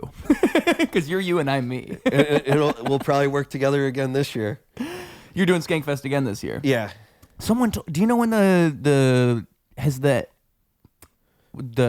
due date? I forget what the word is, but like the submission date I think ends end of the month for March. I think I got a clip. I do want to post to it. I honestly want to do the Naked Roast battle. Yeah, you're confident. Yeah. Well, not. That's what I'm saying. You gotta be confident. But, from seeing it the last 2 years, at first you're like, oh my God, naked people. And like, it's not so many people you want to see naked. But either way, you get up there within like 5 minutes, like the nudity part goes away. Like you actually listen to the jokes. Like it's not, and they do sit there. Of course, every chick that goes against the guy, which I have not seen any guy with a hog. They all talk about their small prick. Yep. Then, if the chick's a little overweight, they'll make fun of her that or this and that. But for the most part, it's like you do a couple naked jokes, and then after that, you really it's all about the jokes. Zach Amico, the guy that runs it, talked to some of the comics that were naked on stage. And I was like, good stuff. And some of them were like, I don't know, man, like this and that. And you're like, dude, you were just naked on stage. You literally had the balls to go up there and do it. Literally. And Zach came up. He's like, hey, listen. He's like, you guys did great. You're in like a special class. There's only been like 50 people that have done this so far since we've been doing it. Like, not everyone's done this. Like, you can say you've done it. Few people have done it multiple years in a row. I'd be so worried I'd get a boner. No, so that's what people, first year, they gave us a briefing. They're like, hey, you guys are going to have the naked roast. One thing, make sure nobody's got their phones out recording. And they're strict about it. They're like, if we catch you, you're going to get blacklisted from this. Oh, like, absolutely. And they're like, since all the comics are kind of friends and connected, they're like, yeah, we'll block you from our shows too. Like, you'll never see us again, dude. Like, don't be an asshole. They say live in the moment. This thing happens here. Mm-hmm. This is it. But I guess there's some people like on their fucking Apple Watches or something that get some footage. But why? Why? That just seems so. I mean, we've had porn stars come on there. And they strip naked, and it's like, cool, you see them in person. It's like, dude, you can look on them online. Like, what, the little cell phone footage or your camera that's 100 feet away, you're going to jerk off to a boob that big or something? Like, just live. You can say, there was a comic that actually came back into town, and I didn't get to go up. I had to go run out and do a show. But I was like, I don't want to make it awkward. I know some people have known she's done naked roast, but she went against another comic that's from Chicago. So I was going to crack the joke like, oh, I work Skankfest, and I did worked the naked roast, and I've seen her naked, beautiful body and everything. Not trying to be sexist or anything, but good body on you. But I had to see so and so's dick, so it's like, it's the give and take. Like, I have to see this many bad penises to see one beautiful woman. So the trade-off's not great, but it pays off in the end. Oh, how long does it go for? Like, how many people do it every time? I think they do like 3 or 4 comics. Okay. So yeah, the host comes out, he does his little entrance. He's got 2 or 3 comics or a porn star come out. They're the judges. Then you get 2 comics come out. They do their sets. Then, yeah, I want to say maybe 4, but in between, Zach has people come up and he's got a stapler, like a fucking carpet stapler, and he has people staple money to him. And he's talking like 20, 50, 100. He's like, keep your dollars and your fives alone. So he's like, $100, you can staple it to my face. And at the end of it, yeah, he's just got blood dripping down him. The guy's a nut job, but he's one of the best. Holy shit. Shout out Ric Flair. Like, yeah. That's some professional wrestling shit right there. He was actually on the episode of Kill Tony when Ric Flair was on there. Oh, he was? He was the big fat guy, Zach Amico, and he's sitting behind him. And him and Lewis are like ripping into him. Like Ric Flair was like pissed drunk and like started crying and like had to leave. I really wish I could see like whatever 20 minutes they cut out of that, because they cut shit out of that episode. Yeah, that is Ric Flair at his Ric Flairist. Okay? Oh yeah. Because what it was I think he got upset with Tony for making certain kinds of jokes. It was right after Ric Flair appeared on Joe Rogan. It was right after that. So, and plus it's Ric Flair. Like, he's taking so many chair shots. He's a drunk. Yeah. He's not going to remember things or know, hey, this is a comedy show. This thing's riffing and stuff. I think he started talking about his son who died. Yeah. And that was what happened. It's a great comedy moment, you know. They all handled it. Wasn't it? It was Ric Flair. I think it was Shane Gillis. I'm trying to remember everybody who was on that stage. It was a lineup. It was a hell of a lineup, and it went as terribly as you could possibly imagine. I mean, it was pretty bad. I think Ric Flair lasted a good 30 minutes before he just left.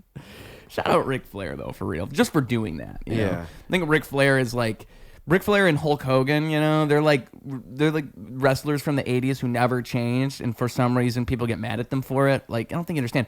That's who he was back then. He never actually changed. Like, Ric Flair has always been that guy. It's just the world changed. Well, I hate too with like politics, and they suck either way. Yeah. Yeah, some people are better. Some people are doing a lot worse, whatever. It's just, politicians sucks. We put too much faith in them. My biggest thing with Trump, I don't want to get like too political, but it's like, dude, Trump is in the WWE Hall of Fame. Like, he's corrupted and bankrupt like so much shit. He was on The Apprentice. Anytime he'd be brought up, people would just like shit on him. Then all of a sudden he runs for president and people are like praising him like he's God. Yeah. And the whole back and forth. I know it's all media controlled and shit, but it's like, oh, the Democrats made fun of him for this. Oh, how dare they? And then meanwhile, they're just shitting on every other Democrat and being like, oh, these pansies can't handle it. It's like, dude, it's a lose-lose situation. But like, yeah, you take a Ric Flair, a Donald Trump. It's like, these people have shown you who they are all these years. And now that woke culture is, you got to say this way. It's like, dude, realize this guy is not stable. Like, shit, he's going to say goofy shit. You don't have to like him. You don't have to cancel him unless he does something really atrocious, which a lot of these guys have, but, you know, it's like later comes out in life. But it's like, how much more damage are they really going to do? Like, yeah. I always think, like, if I were to run for president, they would find a way to destroy me. That's what I always remind myself. Like, there would be a way. It would be shit that I didn't even remember that I said. We've like all random said stupid shit. Well, they've gone back numerous times on every politician, especially like Trump and Musk, like them hating each other, and now it's just like, oh, now they're best friends. It's like, oh yeah, maybe they had a change of heart because they were giving each other money, but it's like, you just said 5 years ago, like Tesla was the stupidest fucking car. It was like J.D. Vance was talking shit about Trump like 5 years ago. That was a whole thing. They all were. Yeah, they all were, yeah. And now they're like, I don't know, no, he's our president. He's got great ideas, and it's like, you hated this man 2 years ago. He even called you a motherfucker and like your wife ugly, and now you're like, nope, he's my best friend. It's all theater. It is. So much of it is just theater. And like, that's the part that I think most people get. Like, if you just look at it like a comedy, you look at it like a theater, you look at it like a drama, it makes a lot more sense. Especially with like the way that news media and everything works now. Everything is just about getting your attention. That's what the whole game is now. And so if we can't get your attention, if we can't shock you, if we can't make you think there's good guys and bad guys, then what are we even doing? That's become the mentality. You know, one thing I always like to... It's even fucking weather, dude. It's weather. You look at the weather and they're going to tell you it's going to be the biggest Arctic storm ever. And it's going to be like... My dad always said, he's like, fuck radio, he's like, be a weather person. Be a weatherman. And I would have been Alex Thunder. That's a good name. Right? Alex Thunder. But because you can be the meteorologist that, you know, has a degree and can, you know, look at weather patterns. But half the time it's just, no, I want to be on TV. Let me be the weatherman. And it's just spinning a wheel, especially Chicago weather where, oh yeah, we're going to have an Arctic blast, 10 inches, you know, get ready to shovel this and that. And meanwhile, and then you go out the next day and we have like barely an inch and you're like, what the fuck? And then it's like, oh yeah, 70s next week. And it's like, oh, sorry, we're actually wrong. It's going to be raining. It's like, cool, you're wrong at your job 70% of the time, but here, you still have a fucking job. They're professional And then guessers. when it's nice out, you get to say, hey, guys, it's nice weather this week. Fuck yeah, let's go party. And people are like, oh, yeah, I saw you on TV. I like your weather fucking segment. Yeah. And it's like, yeah, I suck at my job. I'm telling you bad news half the time. Man, Alex Thunder in another life. That could have been you. You could have been a star. You could have been somebody. But I bequeathed that name to my buddy's son, who's also named Alex. And he got in the weather, so like his son would draw like on a piece of cardboard the weather for the week, and he'd add all like rain clouds, high of 70, this and UV index and shit. And I'm like, you know what? If this kid wants to be a weatherman, I'll give him my name, Alex Thunder. And he's like, damn, dude, that's a good one. You earned it. Yeah.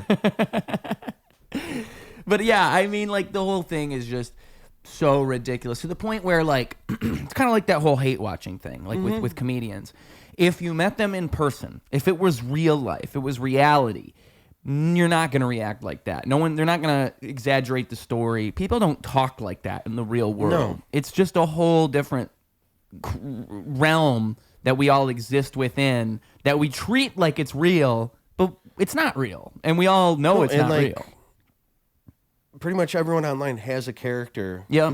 You do get the guys that do the trolling. Yeah. Like the Paul brothers, they've taken over that heel persona where it's like, I'm sure they're all right guys. Like, yeah, they have a bunch of money. They're probably assholes, but like, sure, if we sat down in a room with them, we're not gonna be like, let's fucking go. It's gonna be like, what's up, dude? Like, that's crazy. You guys were on Vine doing stupid shit for 6 seconds, and now you built up this empire. Good for fucking you guys. Yeah. You guys watch March Madness last night? Like, what's going on? And you just shoot the shit with them. Yep. But like, everybody takes it, and it's just like, no, these guys are assholes. It's like, they're playing the part. They're trying to get the views. There's a couple like political troll guys that like do ridiculous shit, and then like they've been on podcasts, and they're like, that's a fucking character, dude. Like, I'm doing it to rile up people. Yeah. And like, this guy is actually not that bad. Like, yeah, he does say some stupid shit that I might not agree with because he's trying to push the envelope. But it's like, overall, like, I'm not going to be like, fuck you, blah, blah, blah. Like, he's like, you're watching my shit, aren't you? Like, keep watching it and hating it as much as you want. Yeah. It's helping him out in the end. Yeah, and they're trying to do that. They're trying to push your buttons. You know, the heel thing is a good parallel to the point where now Logan Paul is literally in WWE playing a heel. Yeah, it's so funny because it's literally what he's been doing. It's just now he's doing it for real. Like, and he's getting so much hate because like he doesn't actually wrestle, go on the road. Like, his matches, they train, they rehearse all that shit. So he does like a cool spot is because they sat there, they worked on it. It wasn't just like spontaneous. Like, you see that thing he did with Ricochet? That was a big one. Across the fucking ring. That is crazy though. And that's it. Like, they had to sit there and practice, and they were both like on the rope. 1, 2. Yeah. Or like the other thing with him with Roman Reigns. It was when they fought in Saudi Arabia, and it was like the first time you'd ever seen anybody do this in WWE, where he was going to jump from the top turnbuckle to the announce table like they do, but he filmed it like on his phone, and it was a viral video. Yeah. Like little things like that, where even if it is rehearsed, even if it is something they put together, he still did that. Oh yeah, he still like that. That is impressive that he actually managed to do that well. And with wrestling, a lot of people are like, oh, it's fake. It's this. Go watch it live. You hear the sounds. Like, yeah, they're falling through like a breakaway table, but it's still landing on concrete. Yeah, the pad is like this big. Yeah. You're still feeling that. The wood is nothing but steel and planks of wood. The shit hurts, dude. You can't fake falling off a 10-foot ladder onto somebody. No. You can do it in a correct manner, but shit still hurts, dude. And that could be taken too far, too. See, like, I think with a lot of underground wrestling, I mean, ECW was really into this back in the day, but now you got like AEW, where so much of it is about the extreme aspect of it, where I think there needs to be a balance. Like, it doesn't have to be all of that. It doesn't have to be all like, oh my God, that guy almost broke his neck. Like, you don't have to see that. Like, you got some matches where, like, yeah, they do a little bit more hardcore stuff. They're going to bleed. They're going to bring out the weapons. But then you also have the goofy side of wrestling, too, which is great. You want to have a balance. You want to have a balance. And there's a lot of independent shows where it's like, there's one guy, his name's Steven Flow. Okay. And he comes out to Pearl Jam's Even Flow. Yeah, and it's just Steven Flow. And all the lyrics are just Steven Flow. You got Danhausen, who's a possessed demon who curses people. He comes out with a jar of teeth. His reasoning is he puts the jar of teeth in someone's mouth and then kicks them. Because he's not using a weapon, you already have teeth, so he's just adding more teeth to the pile. That's his workaround. You got the pizza flipping guy, but I heard he had some like crazy COVID tweets, but that guy's still flipping pizzas and kicking ass. Like, you got to have the goofy shit. Like, I saw a video of a guy who was dressed up like Jesus, and he was basically doing like force moves. Yeah. Like, he wasn't actually hitting the guy, but the guy was still selling like he did, and it's because he's Jesus. Oh yeah, it's just ridiculous. It's the theater of it. Like, you know, okay, yeah, this guy just got powerbombed from the top rope. He should be dead. But 1, 2, oh, he got his shoulder up. I can't believe it. And the other guy's freaking out. And all of a sudden he gets his rage back. He would hulk up, you know, start shaking. Nothing would hurt him. And then finally you just put the guy down. And it's like, this guy was on his deathbed. And it's like, yeah, you know he really wasn't concussed or anything like that. But you're cheering for him. You know, could he lose? Is it about to happen? No. Oh, my God. The 2 count. And then he does it again. Another 2 count. And he comes back, wins it all. And everybody's cheering like, I can't believe this guy came back. He was on his deathbed. It's the best theater out there, man. I love professional wrestling. And what I always try to explain to people is like, it's not like, because people get the wrong idea. They look at it from the outside in, like, oh, that's not a real sport. Yeah, we all know that. Yeah. We all know it's not real, but it's not even about the fact that it's not real. There's something about the fact that, like, we can elevate our disbelief. There's softball leagues that take themselves seriously. It's like, guys, we're meeting up once a day, drinking after work to play some softball with our friends. Yeah, it's a league and everything, but it's like, take it fucking easy, dude. I got work tomorrow. Like, you have 3 kids waiting for you at home. Like, just enjoy your time. Yeah. And something about that, about just enjoying it and just living in that moment and believing in that moment. Just even though it's all silly, if you wanna look at it and say it's silly, yeah, we could do that, but we could also take it serious and just have fun. And there's something like one of my favorite moments in wrestling matches is like what you're saying, where it's like they'll do that big move. It's like the 1-2, and then they kick out, and you see like the wrestler be like, they make that face like, how the fuck did they kick? That's like one of my favorite things, because I always feel it. Every time I see it, I'm like, I feel it in my soul. And they're pretending. And it's not but like I believe it's not like they just shot back up. It's just like, oh. and there was so much where he rolls over and he's just like, I can't believe I did that. Got to crawl up the ropes. Everyone starts slow clapping. He's getting the energy back. Guy comes up, hits him. It does nothing. And then he blocks it, hits him back, starts hitting him back. He starts railing.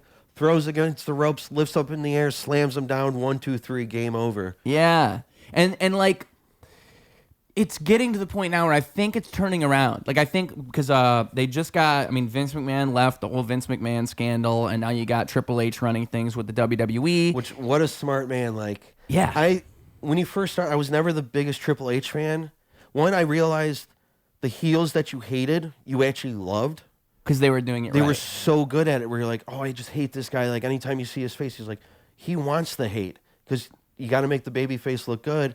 Then later, if they do have a baby face turn or they retire and you see him, like, come back, or you see him, you're like, dude, you were fucking awesome. Like, yeah, I might have hated your guts, but, like, that was your character. But you were a fucking amazing wrestler. The shit that you pulled off, especially, like, not so much enhancement talent, and like the heels, where you know they're going to lose to the bad guy, you want them to get their ass beat. But they're going out there every night being like, these people hate me. They want to see me lose. I'm not going to win all the time. Like, I'm going to have that title shot but get my ass beat. It's like, you put in the fucking work, dude. Like, you were a superstar, but yeah, you weren't the champ ever.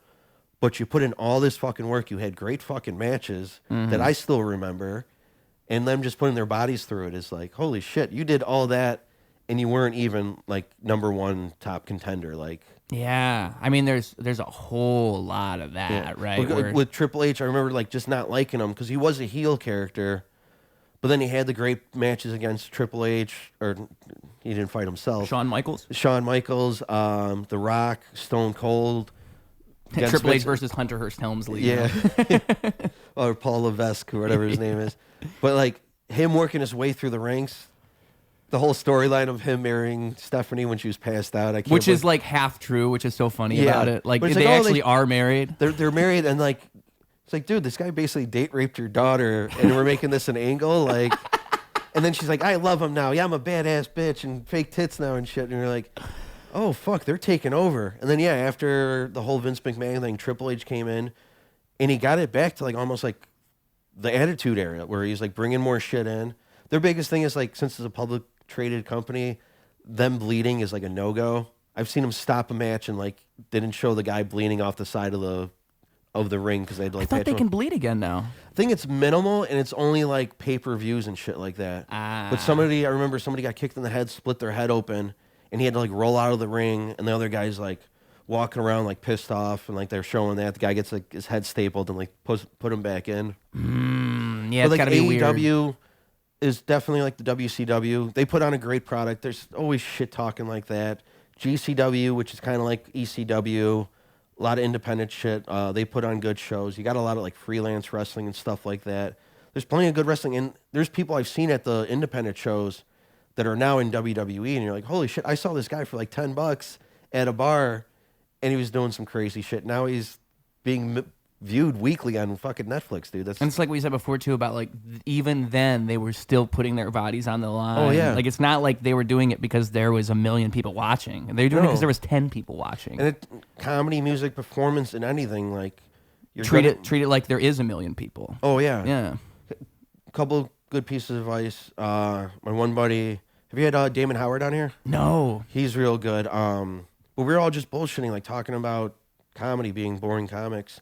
And I was trying to have that breakthrough. I'm like, I don't know. Like every time I go, he's like, dude, every time you go up, it's a gift. That's your time. Live in it. Like, do your act. And I took a little bit of mushrooms, went to Power Hour one night, and I sat in back, and I had enough of a buzz where everybody who was performing like had the little like aura around them. Then I would look back, and you just like everything would be normal. But I'd watch the comics, and like I realized everybody had their time. They did what they wanted to do. If they were bombing, they worked through it. They told the next joke. If they were killing, they were riffing. It was their time. They're doing it. Where me, if I go up there and like I bomb a little bit or I fuck something up, I like just kind of tailspin. Where I'm like, oh, I can't recover. And I'm like, oh, this is going bad. It's like, acknowledge it's going bad. You usually get the laugh of like, that joke fucking sucks. Or like, fuck that one up. Ha, yeah, you did. You suck. And then you just start working with it, or just fuck it, let me start talking to the drinker. Let me start talking with somebody. Let me just... How did the mushrooms make you see that more, though? Just realizing... Because I would go up and be like, I have to do this. Yeah. It's got to be like this. But then, like, if it didn't start going that way, I'd fuck it up and kind of be like, there's been plenty of times where I've bombed and gone off within, like, 2 minutes. Yeah. And the joke is, like, 2 minutes, best set of the night, giving time back to the room. But, like... You don't have to say the 5 jokes. You don't have to be like, get them out right away. Like, let them breathe a little bit. It's a conversation where I've just gone up there and like, okay, I'm working on this joke. I know I need room to breathe with it. And then I get a couple laughs or somebody interjects and kind of riffs with it. And you work off of that. And you're like, okay, this joke works. I do need some time with it. I can't just rush it. It can't just be A, B, C. It's like, no, let it open up a little bit. Like, take your time, get into the points of it. Yeah. Then you find, oh, you know what? I could tag it with this. I can fill it with this. Because you'll actually like think your way into failing if you don't do that. Yeah. You'll create the failure. Well, in your especially mind. like, I hate going to open mics if I haven't written up anything new or found a new angle. So I'm like, you're trying to work something. You just don't want to say the same shit over and over again because everybody's pretty much heard it. You're just going in there like, let me try this. Let me just do this one bit. Maybe I'll say a joke just to warm up, get in there, or riff with somebody. But have the joke. Let me try this angle. Let me reword it. Just breathe with it a little bit more. Like, take a moment. Don't just spit out the words. Like, hey, guys, anybody else do this? Yeah, okay, get it with it. Start shooting the shit. And then continue with the joke. Work it. And then, oh, hey, I'm getting something off of this part. Let me keep going with it. You see another part. Okay, this isn't working. Dump that.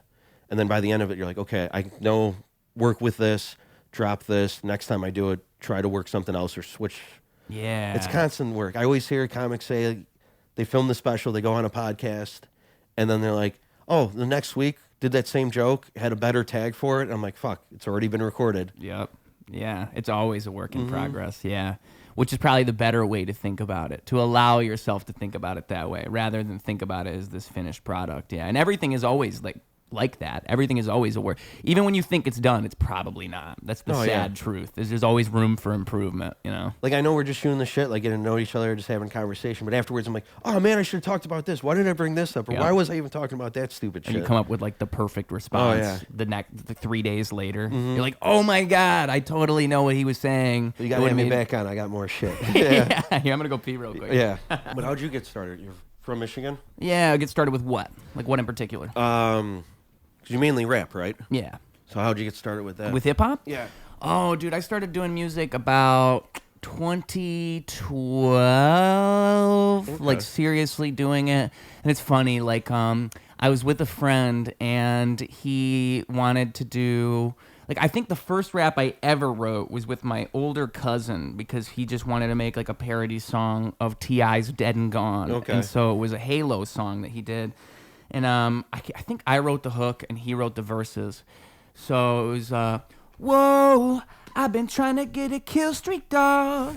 I just gotta wait till I respawn. Wait till I respawn, till I respawn. Like that was nice. Yeah. And then that was the first song I think I ever participated in. And then after that, I want to say I had a friend in high school who wanted to like write raps with me. I think I like wrote a rap in like 7th grade. And then right around like 8th or 9th grade is when my older friend, he wanted to be in a rap group. And so I was like, okay, let's do it. And it was the worst rap name ever. Our name was Statutory Evil. Okay. Like literally, it's got to be one of the worst things I've ever heard. We had a band in like 9th or 8th grade. It was 2 honkies and a fat flip. That's pretty good. I like that.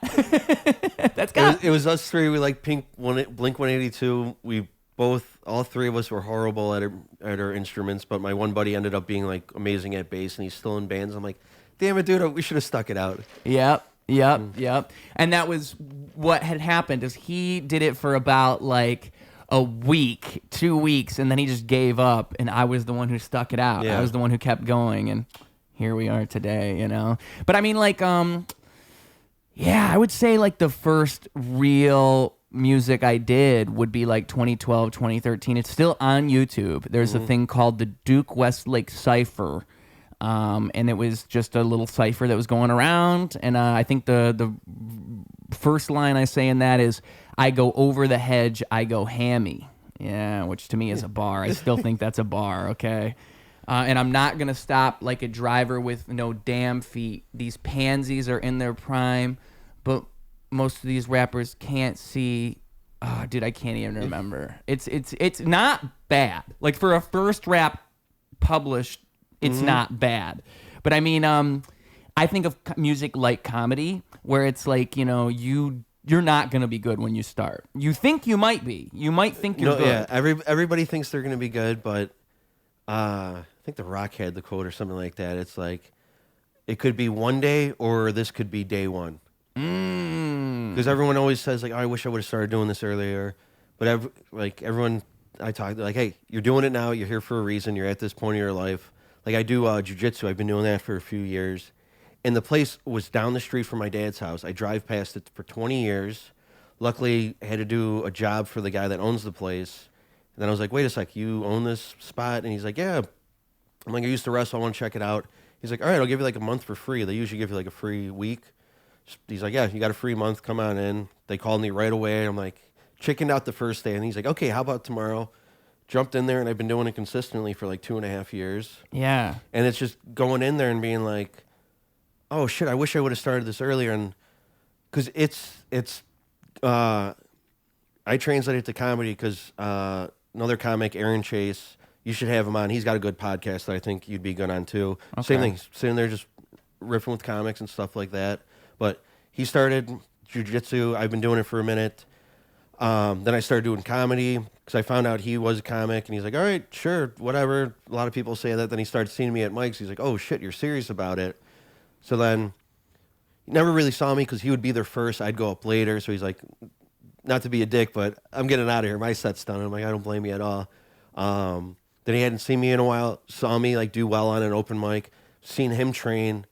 And like seen him get better and shit. So like we both had like, we were crossing that path like together on opposite ends, where I'd look to him, be like, hey, what'd you think about this joke? And he's like, hey, what'd you think about this fucking Kamara or whatever, like Americana or something? I'm like, dude, you're doing good. You're like, your guard control is good and all that shit. Yeah. He's like, dude, the way you tag that joke, perfect. And I'm like, all right, dude, I like to see this. That's a weird crossover. Yeah. And it's that same exact progression, right? Of like seeing someone get better at something over time. Mm-hmm. Yeah. What is nice is seeing the people that I started out with, or that's whatever, around the same time, the people that have gotten better, like Mike Dwyer, shout out, one of my best buds in comedy. Love that guy. He's one of the straight up no bullshit guys. Mm-hmm. I've seen him. We've had some assholes in the trying to get in the comedy community. He was the first one to step up, told the host, like, hey, I don't trust this guy. I don't like him. And he's just like, I just don't want to deal with bullshit. And I'm like, I love that about you. That's why I like to be his buddy. I'm like, I have a good bullshit detector, but I'm not going to be the one to be like, oh, this asshole. You'd be like, hey, cut that out. Don't like that shit. Uh-huh. But Mike, when he first started, very closed in. You'd see him at a mic. You'd say, hey, what's up? Nothing that. He helped on Donovan's movie as well. I got to know him. Oh, cool. We've worked together for a few months, and then just seen him at Mike's, one of my good buddy. Like, you can really see the progression. A lot of people are getting better at it. Some people are still finding their footing. I know I progress, but I'm not where I wanted to be. But it's a journey, man. Take your time. Everybody goes their road. Don't kill yourself at it. I'm sure you're trying to write new raps. You're trying to get new music out there, but then your brain gets fried. You got work, whatever. It's like, take your time. Like, just because you missed this week doesn't mean like you're gonna miss forever. Like, keep going back into it. Yeah, and it's like a muscle. It's like anything. Oh yeah. Like you need to work it, and you need to fight the resistance, but you can also wear that muscle out. Like I'll take time off from jiu-jitsu, and I go, and it's like, oh fuck, like that's such a workout. That's such a pain. But it's like, if you don't go now, you're gonna wait another week or two, and then it's gonna be even more sore. You're gonna lose your cardio. You're gonna lose something off of it. If you take a month off or a week off or whatever of comedy, it is like usually that first mic. You're gonna be rusty. You're gonna try to find your footing again, and then you're like, oh fuck, okay, hey, cool, I got my first bomb out, and then the next time you're like, oh cool, getting the hang of it again. Things are rolling smoothly. You've done your 1 or 2 reps. Now you're like, I'm good with this. Try it out at a show or kill it at an open mic, and then bomb again, and go through that cycle over and over again. Yeah, and it's good for you. It's good for you to fail. It's good for you to succeed. It's all of it's good for you because you're getting in the rhythm of what it's supposed to be. And everyone gets in their own head. Like I said, I hate my own voice when I listen back and shit like that. Half the time, if I bomb, like I'm like, why did I just do that when I did a decent set the other night and something crushed, or it didn't work that well, but I still had fun with it. Did my time. I didn't let it like affect me. But it's like, just keep doing it. And nobody afterwards. Half the time, if you really shit the bed and nothing works, and an open mic, it's not a big deal. But like even at a show, like people will come up to you like, oh, that sucked. Like, acknowledge it. It sucked. Whatever. Bad crowd, bad set, whatever. But nobody's going to be like, that sucked. You're the worst comic in the world. Get out of here. Never do this again. Yeah. Unless it's consistent and you can't progress. But you're in your head half the time. Everyone's like, hey, good job. You did your set. You're hanging out at the open mic. Nobody's talking about the set like afterwards. Yeah. Someone might be like, hey, why don't you switch this around or try this tag, or what do you think of this? But no one's going to be like, dude, you suck. What the fuck?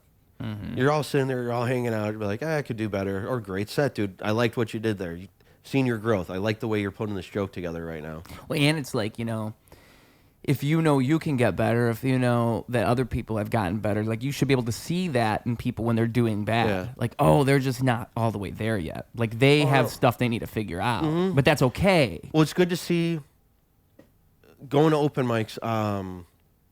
One comic said, he's like, yeah, you can pay for a class and this or that. He goes, you know what? Find a comic that's been doing it, buy him a beer, ask him a couple questions. Like that's all you really need to do. I just love though at open mics if I bomb, but I'm still hanging out shooting the shit with everybody, and I can make them laugh like while we're hanging out. I'm like, okay, I got something. Like if I can translate this better on stage, but I'm like, I know I'm a decent person. I'm a decent hang. I can make you laugh. Like I'm not just some asshole trying to make you laugh. Like we're all shooting the shit. You said something, but I got a bigger laugh out of you guys. Like I like that. Where I'm like, even if I don't make it in comedy, I know like these are good people all around. Yeah, sorry, I keep fucking with this thing. Oh no, you're good. You're good. Yeah, no, that's that is like that's it's funny because I experienced that having not done comedy.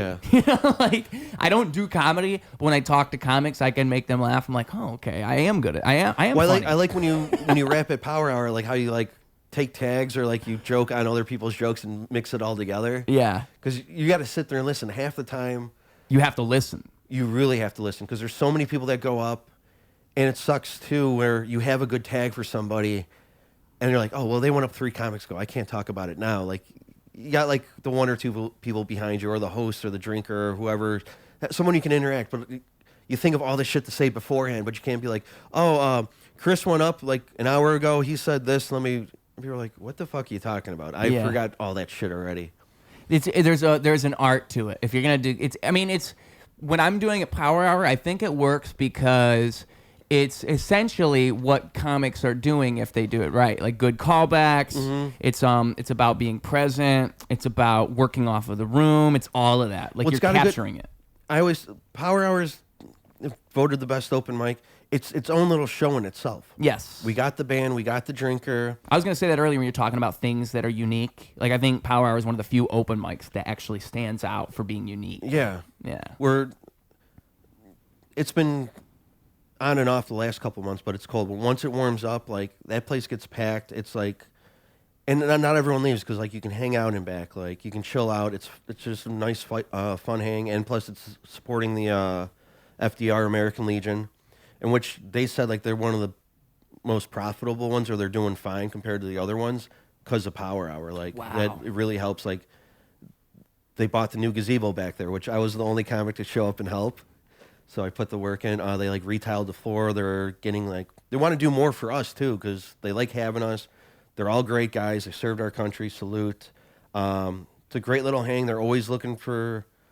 They put on their own little events and they want people to go. But like having people come just for Power Hour and like they heard about it, they saw it on the news, they read an article or something, just to experience that little chaotic fun zone, nightmare, whatever you want to call it, in the basement.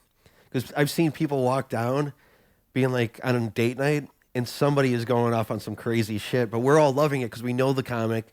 We know the energy of the room. We're like, if you just like when people get canceled for clips, it's like, did you listen to the 5 minutes before that? Mm-hmm. No, you only caught this one little piece, and oh, he said a bad word. It's like, listen to it. There's something behind it. Like he just didn't say something bad. Yeah, there's the whole Tony Hinchcliffe thing where he said something about Asians, but it was like he was roasting an Asian that was just on stage, and the Asian was okay with it. Well, the same thing, I think the Asian got mad after. It was just the same thing with when Shane Gillis got canceled. Yep. It was more them looking for shit because he literally got SNL and everyone's like, holy shit. He's like, I didn't even think I was going to get this. And then all of a sudden it was like Monday morning, you're canceled. And I forgot what the clip was. It was a tiny little clip. It was like 4 seconds of the podcast. When they were riffing on doing stupid shit, there was some context behind it. But he even said, he goes, I have like fucking 800 episodes you can go look back on that. There's said way worse shit. Yeah. So much worse. Yeah. Yeah. And now he's getting all the sponsorships. They want him. He's hosted twice on SNL. It's like, somebody said that he did it good where he didn't lean into it. Mm-hmm. You get a lot of people that get canceled and they're like, oh yeah, I'm the so-and-so person. Like, oh, I got to go heavy. And it's like, no, you said a joke. It didn't go over well with these people. Just give it time. Like, go. People are going to put you on shows. Like, the advertising might not be there for it, but people are still going to buy the tickets. They still like you for this. Yeah. Some people may try to reach out to him because, like, oh, he said this kind of joke. That's what he is. He's like, no, it's... Listen to the context of it, man. Like, we're all joking, we're all riffing. I don't think that way. It was just an easy, stupid riff. And then I was listening to him like a week or so ago, and he had something similar where he just did it, and he didn't even think about it. And you're kind of like, oh, they could cancel him again because he did something similar. And it's like, no, he did a stupid... He did like Asian voice again or something. I don't recall it exactly. But it wasn't even that bad. He wasn't saying anything weird. He was just like, oh, okay. Like, and it's like they could take that and be like, see, he's doing it again. Cancel him again. Yeah. There's, I think it was like Bobby Lee and Theo Von. He said, Bobby said to Theo, hey, be my dad. Oh, yeah. Oh, hello, Bobby. Bobby. Yeah, like, I don't think most people give a fuck. I think the problem is, it's like what we were saying before about sensationalism. I think when you present the story as that, look, this guy might be this, and then that becomes the story. When it's like, he was never that. Mm-hmm. There was never even... No one was ever even saying that. That podcast's been out for years, but you just presented it that way. You walk into an open mic, you don't know the context. The guy's halfway through a joke. He knows the comics here, so you'll riff on somebody, say something a little out there, but we're all laughing about it. But then one person's like, I can't believe he said that. He goes like, yeah, but he was talking to his friend, and his friend was saying way worse shit before this. Like, yeah, I'm making fun of my friend. I'm not saying this guy's a bad guy. Fuck him because of this reason.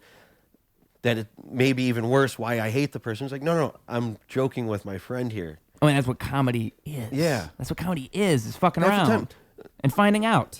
You know? I mean, you're good friends. You're going to sit there. You're going to rag on them for stupid shit. Yeah. Nice mustache, Ruse. And it's like, oh, it's like you're not going to go and shave tomorrow. You're going to be like, hey, nice fucking ginger beard, you asshole. Yeah. Like, I'm not going to go kill myself over that shit. I'm like, oh, cool, what's up? This is my buddy. I'm shooting the shit with him. Exactly. You kind of have to own it, you know? You have to be okay with it. I mean, honestly, it's a rite of passage. Like, they're actually being accepting by making fun of my you. best friend's dad, if I don't walk in the house and he doesn't say, what the fuck are you doing here? And if he's like, hey, how's it going? I'm like, are you sick? Are you dying on me? Yeah, what's going on? Are we still friends? No matter what I do, like, my best friend, I've known him over 20 years. I'm part of the family. But, like, if his dad doesn't give me shit, like, something's going on, but, like, he'll be nice to me, and people are like, why the hell are you being so nice to him? I'm like, you guys are always ragging on him, man. What the hell? He's a good guy. He does it. I'm like, why are you being so nice to me, you asshole? He's like, oh, fuck you, Jag. There we go. I love you too. You were scaring me for a minute there. Like I'm like watching their house this weekend. They're out in Mexico, and I'm watching the dogs. And right away he's like, you know the house, you know the in and outs. Just make sure the lights are on. Bring this in, whatever. He's like, I got a couple steaks, burgers, whatever. Eat all the food. Fucking, we got all the movie channels. Sleep at the house. I don't fucking care. Yeah. And I'm like, oh, thanks. He goes, you're always fucking welcome. I think I even called my buddy's dad on a couple of occasions because of some shit before I even called my dad. And he's helped out plenty of us, man. He's a good guy. Yeah, yeah. And I think you need people like that. I think you need to be able to, like, I think Roast Battle is a great example of people making fun of each other on stage because they're friends. Yeah. Because they're friends. Well, I was listening to another podcast. They were talking about, like, original Roast Battle where it would be not recorded. It would be two comics that are friends sitting there saying the most, like, shit that, hey, I told you the secret. They would bring that shit up. They would murder each other. Then it started getting more and more, and yeah, there's an art to it. There's a rhythm to it. How you can roast somebody, and like, yeah, it's people trying to make their name. They might not be friends when they're roasting each other, but just going up there with your best friend, being like, oh, I'm gonna tell them about the time in New Orleans when you did a hooker or two, and you're bringing that up, and like, fuck, dude, nobody knows about that shit, but they're out there, they're having fun. Yeah, yeah, and it's, to me, it's beautiful. It is. I mean, beautiful. What I like, there's the easy jokes where like you can attack somebody's weight, race, gender, but like thinking outside of the box of like the one little bit of info that they told you, and you're like, holy fuck, like, where the hell did you come up with that? And that was so fucking mean. Yeah. But I do like, they'll do the interviews afterwards, and half the time people are like, that was so hard. I don't want to roast my friend. Like, that was some mean stuff that I said to them. Yeah. But then you got the judges too. They sit there and make fun of you, and you're like, good point. And then you riff. It's going grade school tactics. You're sitting there, nice hat, asshole. Like, you're making fun of them for whatever reason. But you're trying to make it plausible and as funny as possible. Yeah. Well, and from an outsider perspective, you see people who think that you guys don't actually like each other. Oh, yeah. They actually will think that. They'll be like, wait I'm a sure minute. there are some comics that have had some beef and may not like each other, and they'll let it out on stage. But I think for the most part, like, yeah, everyone's pretty much just like, we're all on the same page. We're all trying to do this. And you may not like the person. They may just fucking roast you, and they don't give two shits about you. They're just trying to be funny. And you're like, afterwards, you're like, damn, that was a fucking good joke, man. Like, respect. Now I like you more. Yeah. You can build like more friendships off of that. Yeah. It's like, shit, was I really an asshole to you? Is this why you wrote that joke? So maybe I'll change my ways. That's what, I mean, Roast Battle is loosely based on battle rap, and it's the same idea. Mm-hmm. That's how battle rap is supposed to be. That's why I like when battle rap gets back into the public zeitgeist. Like, it was Eminem, MGK. Now everybody knows of Drake and Kendrick. Yeah. That's the big one. But when that was going down last year, I was thrilled. I mean, they were going hard on each other, okay? But, like, you need some of that because it brings people to the art form, for one. It elevates everything. Oh, yeah. It really does elevate everything because now everybody's, for one, it brings out a competitive spirit. Like, it makes you as an artist, but what if they are right? Like, it makes you do that. Like, you're thinking, I mean, like, you see, like, oh, they're calling them out on this bullshit. Like, did I miss that? Yeah. And then, like, you listen back to a song, you're like, oh, okay, now I see what he was talking about. Or he had a ghostwriter, and he is calling him out because he didn't write his own rhymes. Yeah. And shit, you're like, oh, fuck, I did like this guy, but I'll respect him. I'll listen to his music, but now there's some, like, downturn to him where you're exactly. like, oh, okay. I mean, one of my favorite lines from that, I think Kendrick destroyed Drake, but I think when Drake said to Kendrick that he's always rapping like he's trying to get the slaves freed, that is so funny because it's true. It's so funny because that is exactly what Kendrick does. And I love, Kendrick's my favorite rapper of all time. Yeah. But, like, it's being able to see and that. His halftime show, yeah, it got shit on because everyone's like, I didn't know who this guy was. I didn't know any of this. It's like, well, you're not going to know everybody. It's one of the hottest artists in the world right now. Yeah. And there's a story behind it. And his whole presentation of it, like, people broke it down. They're like, did you miss this thing? You're like, oh, shit, now I see it. Now I see it fully.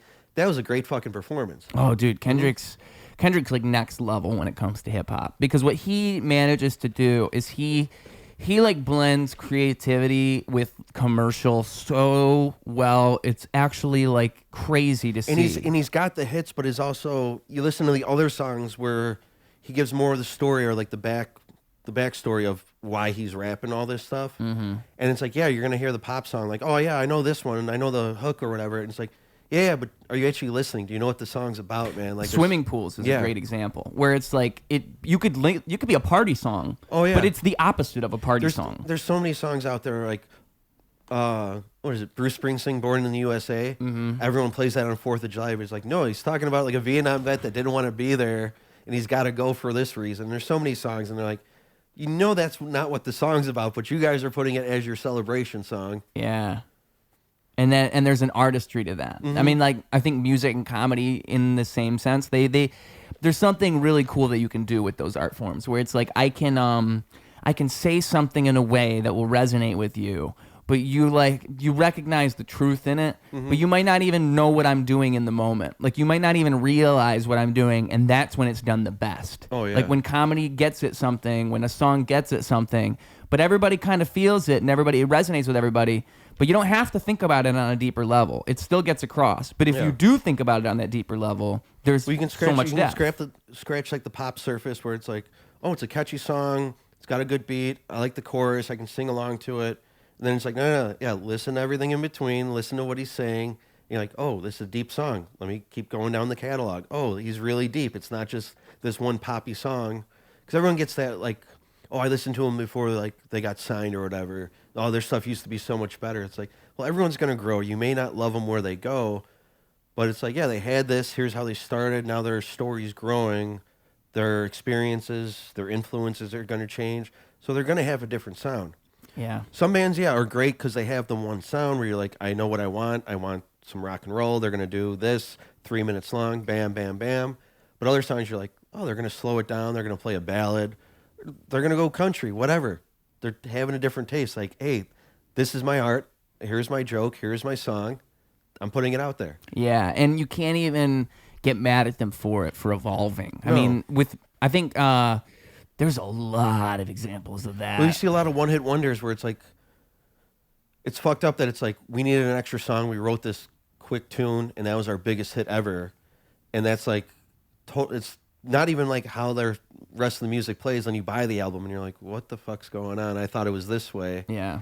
But it's like, you got to give it a listen or two. Like, right now, yeah, if it's popular, it's on TikTok, it's got a beat to it or whatever, or a hook that somebody is making fun of, or it's popular.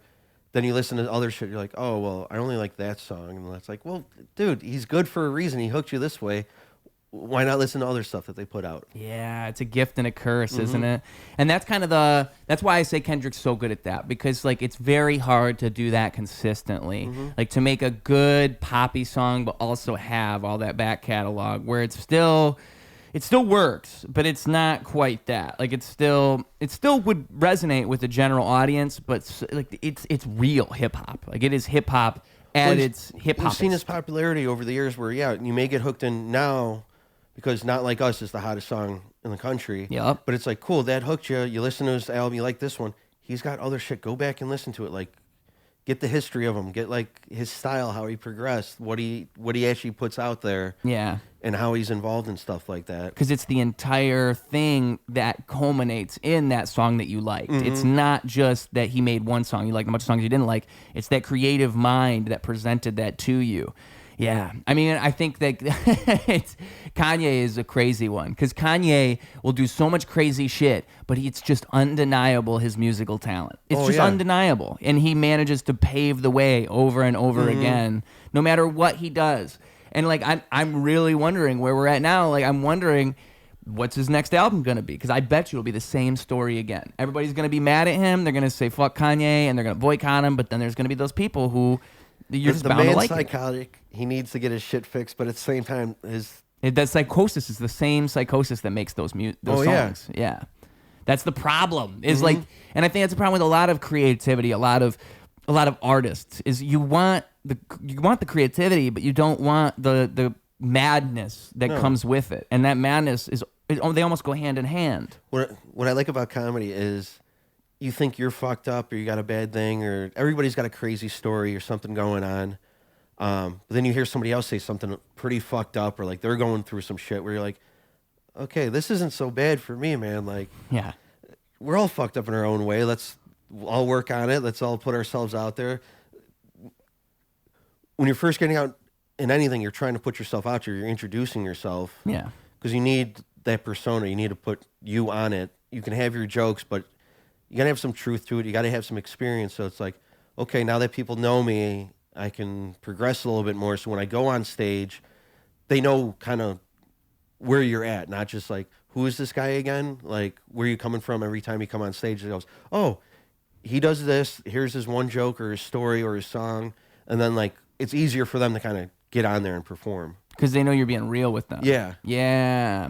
Yeah. And I think when somebody reveals how fucked up they are, like they reveal that, then you kind of, you open up to them as an audience Well, it's like more. if you know your truth, like, Yeah. you know who you are and you're up there, you don't even have to be comfortable. You can be, shit, there's people that have stage fright that are killers on stage. Mm-hmm. But it's like they're going up there, they're like, this is my art, this is what I'm saying, putting it out there. You guys kind of know me. Like, this is me. I'm just going to present myself. Yeah. I'm not really, hey, let me give you a knock-knock joke, and then we'll start the show. It's like, no, here's my fucked up thing. Did anybody else stub their toe this morning and shit their pants? Like, that's me. And then like people are like, oh, the shit that happened to me. It's like, bam, we can relate. Okay, let's move on. Yeah. I'm going to say some more fucked up shit. I think deep down, we're all a mess. I think deep yeah. down, we're all a mess, and reality is naturally chaotic, and the way that we present ourselves, we're not chaotic. We're normal, Yeah. right? It's not, no one is. No one really is. And so I think when you're honest with people like that, I think it's just, it's like a recognition that is unspoken. Like we all can kind of like loosen up. Like, okay, well, if he's crazy, then I guess I'm not that bad. I guess it's okay. Or you see anyone perform and like they're just out there and you're like, oh shit, you can do it that way. Like, Yeah, that's an I've been option. noticed. I'll have my jokes. I'll kind of have a structure to it, and then I kind of get influenced by people that I see, where I'm like, oh, this works for them. You got to do it this way, but it's like that's not how I do my shit. And then it's like, no, let me be a little bit more goofy, a little bit more open, like something that is kind of out of left field. Just like, where the fuck did you come up with that? But that's fucking hilarious, or it's a crazy idea. Work on it, but it's like, yeah, you don't have to be the Bill Burr. You don't have to be the Joe Rogan. You don't have to be the roast battle guy. You don't have to be the political guy. It's like, You don't have to be anything. you don't have to be anything. You can go up there and tell, 3 jokes this way and then have something that's completely goofy and different that makes no sense whatsoever. And it's like, where the hell did that come from? And it's like, well, this is me. Here's how I think. I can make you laugh with this, but I can also make you think and laugh with this bullshit. When I think like embracing that and like being able to do that is kind of the ultimate goal. Like if you can just find a way to harness yourself. I mean, that's that whole thing about finding your voice. That's what they always say. And it's whatever you are is bound to be incredibly unique if you can do that. There's nobody that's you. There's nobody that had all the experiences that led up to this moment where you are right now. There's nobody. It's like it's just actually impossible. That's why I always say, like, like with music, you see a lot of people trying to sound like something, and that's the worst thing you could do. Well, they always say, like, your first 2 albums or when you're first starting, you're influenced by somebody. Mm-hmm. And it's usually, like, when they're marketing a movie, it's like, it's Caddyshack meets fucking Cheech and Chong. Yep. You put that together. So it's like, your music is like, yeah, I like the Stones, I like Led Zeppelin, but I also like Wu-Tang Clan. So that's where I'm trying to get that beat, that rhythm going like this. And then you're like, cool, I've kind of found the middle ground of the influence, but let me put my 2 cents on it. Mm-hmm. It's like with a lot of like new there's a lot of directors where like you're seeing this movie, it's in this style, that's his way to do it. But yeah, it's a movie, it's got its arches, it's got its middle, beginning, and end, and all that shit. Mix those 2 up. It should have your beginning first, not in the middle. But it's going the same style. You know what you got to do with it, but it's like your own twist to it. Yeah. It's like, yeah, you were influenced by this guy or so-and-so or this person, but it's like, tweak it, make it your own. You can see the influences, but like slowly those influences fade away, and now it's more your style. Yeah. And then you put your stamp on it, and you're like, oh, this is the Ruse way. And before you know it, you've done it. Like, Oh, before yeah. you even know it, you have done. Like, people will tell me that with music. They'll be like, man, you have like a style, like you have a unique way of writing. And to me, that's mind-boggling. Yeah. Because I'm not trying to do that. Like, I'm not trying to be what I think I am, you know? You just write. I just write yeah. things. But Everyone's got their own naturally- style. Everybody's yeah. got their own path that they're going down. Whatever works for you. Definitely take influence from other people. Like, I try to write down as much shit as possible. A lot of times it's on my phone just because it's right there. I got to put a riff in there, but it doesn't come out as good. Just writing it down, working on it. But like, then you see other people that their notebooks are full. They have 3 of them, and you're like, fuck, I'm not writing enough, or I'm not doing this. But it's like, I'm working on my own shit. You know what? Maybe sit down, write in my journal a little bit more. Let me put this shit down to pen to paper. Let me actually put some work to it, not just kind of like, oh, I'll work on this later. Let me do this. Like, it'll come to fruition one of these days. Like, no, put the work in. Find your style. Find your footing. Find your voice. I keep telling myself, you're throwing shit at the wall and seeing what sticks. Yeah. And then whatever sticks, kind of build off that and get a bigger shit pile going. Someone told me just recently, I can't remember who it was exactly, but it said like how comedy, it's throwing spaghetti at a wall. Yeah. I think it was Laz Patillo, but it's like it's throwing spaghetti at a wall, And when it's ready, it fucking sticks. Yeah, Yeah. It was my grandma's old trick. but it's such a good way to visualize that, because that really is what. And most of it's not going to stick. That's Yeah. the other part of it. Is like you have that's okay. Like with joke books and with journals like that, I think it trains you to think that way, because so much of that is just garbage, and it's going to be. I'm more spiritual, hippy dippy. Like, there's vibes, there's energy, there's shit like that. The whole like vision boards are putting it out in the ether. Like, when I first started comedy, going back to that, I kept writing down, just do comedy, because at first it was like, do 5 open mics, do 10. Then I was like, just do comedy.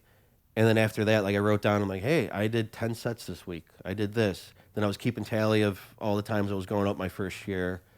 And then the following year, I was like, I want to get booked on shows. And I didn't even write it down. I just put it out there. Bam, my one buddy texts me. He goes, hey, what are you doing on this date? Are you booked or anything? I go, no. And he goes, you got a guest spot with me. Come do the show. And I was like, oh, shit. Interesting. And then you get that opportunity to perform, even though you got the jokes, you got your set list or whatever, and you got new shit you're working on, but you know, like, hey, I got this little chunk that works. I know it flows together. I can get the laughs. And then when you do it in front of an audience, especially at open mics, when you do get a couple people that don't know you, that are there just to watch, you get a response off of them, and you're like, shit, okay, this joke that I've been bombing the last week because it worked one time 2 weeks ago is getting the laughs because it is funny. Just, we're all comics. Nobody's paying attention. We've all heard it. It's funny, but I'm not going to laugh at it every single time. Yeah. You get the response, but then you do a show and you get the energy back. You're like, oh, fuck, this stuff works. Like, I did a show last week, and I haven't said half of the stuff that I did in my set, like, for 4 months. I ran it once or twice just to, like, get my footing back. But I'm like, cool, I know this works. I got this chunk. I could work on something else towards the end. But I'm like, I got something here where I can reel them in. I know I'm not just going to sit there and riff or be like, hey, guys, there's a new joke I'm working on at a show. Never do that. Work on it at the open mic. Yeah, that's dangerous. That's dangerous, because then you haven't refined it yet, and you're just throwing it out there. Well, then I fucked up Saturday night. I went, did an open mic, and I was like, I won't do what I did last night, even though I should, because they had a show, there was an energy, it was a good room. I was working on something new, but I got stoned beforehand, so I was just totally bombing it. I'm like, and I was the last one of my friend group to go up. And I was driving, so as soon as I was done, I'm like, okay, we're done. We can get out of here. I should have not gone up. They're like, it's okay, bud. I'm like, shut up. It's going to be a silent ride home. And then I went up a couple nights this week, and I did all right. I'm like, fuck. It's such a good feeling when you do all right. Yeah. And even if you do bomb, but you eat the bomb. You eat your shit. You got to acknowledge it. You're up there. You're bombing. You did your time. Move on. It's like the whole 10,000 hours to become professional at something or to be an expert. It's a slow process when you got to wait hours on end just to do 3 to 5 minutes a night. Yeah, and 10,000 hours is a long time, especially if you're just taking minutes off. Yes. Yeah. Yes, but it's like knowing it's like having that grand vision in your mind as you're doing it, rather than thinking about this one night. You know, like you said about okay, I'm going to do this many open mics, I'm going to do this many open mics, and then you just dumb it down to I'm just going to do comedy. Like, look at it on a grand scale. But then you got to know, like, you got to be working on new stuff. You got to be writing. You got to change up your jokes a little bit because they're probably getting stale for you and the audience. You just got to keep working, but not like, I have to do 10 sets this week. I got to do this. It's like, if you got nothing to work on, sit back, take a little time, work on something, or even go hang out at the open mic. Just see what people are doing, kind of like get the ball rolling. Because I've done, when I actually listen and I'll find a tag for somebody, I'll go up to them right away, like, hey, just an idea. And some people have even taken me up on it and used it. And I'm like, oh shit, okay, like, I know I can write stuff. Like, I know there's something there. Like, put the work in, take some time, and actually like work on it, and it'll come, man. Yeah, and I think like even that muscle, even like helping people with their material, probably plays into your own material. What's always nice is if somebody has a joke, and there's that obvious punchline that you and a couple people will be like, oh, and say it, and they don't say it, and they got like a not so good response, or you not heckle them, but you interject, being like, here's the obvious joke, and they go like, I didn't even think of that, and you're like, how'd you not think of that? It was right there. And they're like, take it, man. It's there for the taking. You have the joke. Here's the tagline for it. You already did all the legwork. It's like carrying the ball all the way to the goalpost. Like, you see that at open mics, like somebody will say something and like your tag's all right, but then like somebody else interjects and you're like, fuck, that's a lot funnier. Like, yeah. Okay, there's something there. I have the legs to it. I need to find the punchline. See, but people will like, they'll be egotistical about it and they won't want to take somebody else's punchline. I know, like, so I've been trying to do impressions, and my one buddy, I was doing an impression of him, and it's mostly, you got to get the mannerisms down, and like the voice is kind of second nature. It doesn't even have to be perfect, but I was doing an act out on him, and he was loving it, and then he's like, I kind of like that joke, like, where you're going with it. I'm like, have it. Then the next thing he goes, oh, sorry, man. He's like, I got all stoned. And I was like, am I taking advantage of this guy? Like, you're new, you wrote it. I'm like, no, dude, take it if you thought. He's like, I'm changing it. But I'm like, use it, man. Try it out. Then he did it once or twice. He's like, you can have it back. I'm like, it's an impression of you. Like, I can't make the joke work. I only made it work because I was doing you. Yeah. So I've been doing that a little bit, is like, because a lot of people do have their mannerisms. They're being them upstairs, the way they talk, the way they act on stage, where like I find that, and then like, you're like, oh, his joke's da-da-da-da, this or that, and you fill it in, and you just fill in the blanks. You're like, and you kind of work backwards. You're like, this would be his tag or his punchline. Then you make like the stupid joke at the beginning, and you like just move around as them. Yeah. And it works. Like I've been doing Femi a lot. The way I always got to start is, why are you gay? And then I work from that. So when I don't see him on the list, I'm like, all right, Femi's not here, and I'll do that, and everyone's loving that. Everyone's like, just keep doing Femi. I'm like, am I gonna be the Femi impersonator? Like, you just morph into him. Yeah. Well, I always joked. I told Femi, I'm like, him and me should do roast battle, but I'll have blackface on, and he'll do whiteface. Yeah. See, I think it would work if it was just like a comics roast battle. Yep. Because I don't condone that. It's not funny. not being filmed or anything. But in comedy, you're supposed to do the stupid shit where it's like, we're all being comics, we're all being stupid, and a lot of times you're gonna hear something atrocious. But because we're all there, we're all like, someone's like, I don't, say it. Say the ridiculous thing. If it doesn't work, hey, you said it here, that's it, whatever. Yeah. Because a lot of times you're like, is this funny? Yeah, you got something. You can tell your friends the joke. Oh, that's kind of funny. But you don't know until you say it on stage. Because a lot of times, like, hey, I got this new joke. I'm like, dude, I don't want to hear it. Tell me it on stage. Like you said before, yeah, you can't even possibly, and it's a different energy. Like what we're talking about and riffing about in a conversation is completely different than an audience looking at you. Well, especially if you're like, hey, I got this joke. Like, tell me the beats of it, where you're going with it, and if you're like, I can't think of a punchline, but here's how it kind of goes, then you can work with it. But don't be like, hey, let me tell you my joke right now. It's like, especially if you're doing it for the first time, do it up there. Yeah. Breathe with it. Work. Take the time with it. And then afterwards, have that conversation. Yeah, afterwards, like, hey, what do you think about this? Where should I go with it? And they might still have nothing for you. They might have the exact punch. They might have nothing. But you know what? If, another piece of advice I heard was like, if you thought it was funny, write it down. You thought it was funny for a reason. It might have been in that moment or something, but like try to recapture that. Like, it may have legs, it may not be, but at least you got something. Yeah, because it's the idea. Everything starts with an idea. Everything. Especially like recording all your sets, where you get the hot room where there's an energy and people are riffing with you. You get in a little bit back and forth.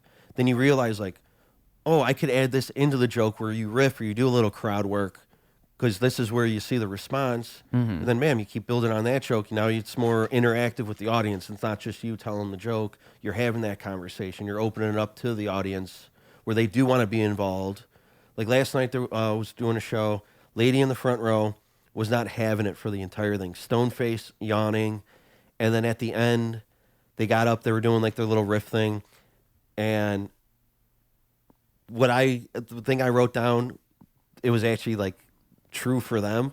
So they started riffing. He worked with that audience member, then went to another couple and kept going back and forth. But this couple that was like, the wife was not there for jokes. Like she was just like, whatever. And then at the end of it, she was involved. She was cracking up. And it's like, cool, you can break down that wall. Like you're here for a reason. Have some fucking fun. Yeah. You're wasting your money. Like you spend a couple bucks Saturday night. You're going to see some stupid raunchy comedy. It's comedy. Everyone's here to laugh. Everyone's here to have a good time. Don't sit in the front if you're not going to fucking laugh. We've been talking about it like people should like do a kind of warm up. Like, hey guys, how's the energy? How's everyone doing? See who claps and who doesn't, who's stone faced. Like we're going to get started in a couple minutes, but we're going to do a couple changes. Just make something up. Like, the lighting and camera. Be like, you guys need to move all the way in the back. Yeah. You guys are fun. You sit right here. Yeah. Because I've seen at shows, one lady, she was drunk and she started heckling. She's like, I'm going to heckle you. And he's like, yeah, I can see that you're doing that. And she's like, and he's like, enough, stop. Like, and then they finally like got up and left. And he's like, oh, she just disappeared. Like, thank God she's fucking gone. It's been quiet for the 10 minutes. Now I can actually tell my jokes again. Yeah. And it's like working off of whatever you've got too, like playing with your resources. Because I mean, every room's gonna be different. Every night's gonna be different. Well, and like with all the clips getting posted, and you do see like hecklers getting roasted or this and that. More people think it's like A part of the show. Yeah. yeah, like where you might say a joke and somebody in the audience has that same experience, and they may like interject, and you're like, oh shit, what do you got? This happened to you, dude? Tell me, like, and then you'll get them going. But other people are like, do so-and-so, tell this joke, or like... Do Femi. Yeah, do Femi. I have been getting that at Power Hour. Like, just do Femi. I'm like, all right. But like, they're like, I want to be part of the show. And then you're like, you're an idiot. You're stupid. You're drunk. Or you just make fun of it. And like, that's me. I don't like that. Yeah. Or if a joke doesn't go well, or someone's telling a joke, that's not funny. You can't say that. Let them finish the joke. Maybe they're saying something you don't want to hear, but at the end of it, they're going to change your mind, or they might not, and it just might be stupid. It's a stupid joke. Okay, don't respond, because then they're going to realize that joke doesn't work. Move on. Yeah. You don't have to interject, just with like all the YouTube comments. Yes. Because that's been real bad. Matter. Like the whole Kill Tony thing, it's a glorified open mic. Yeah. It's its own show and shit, but it is an open mic.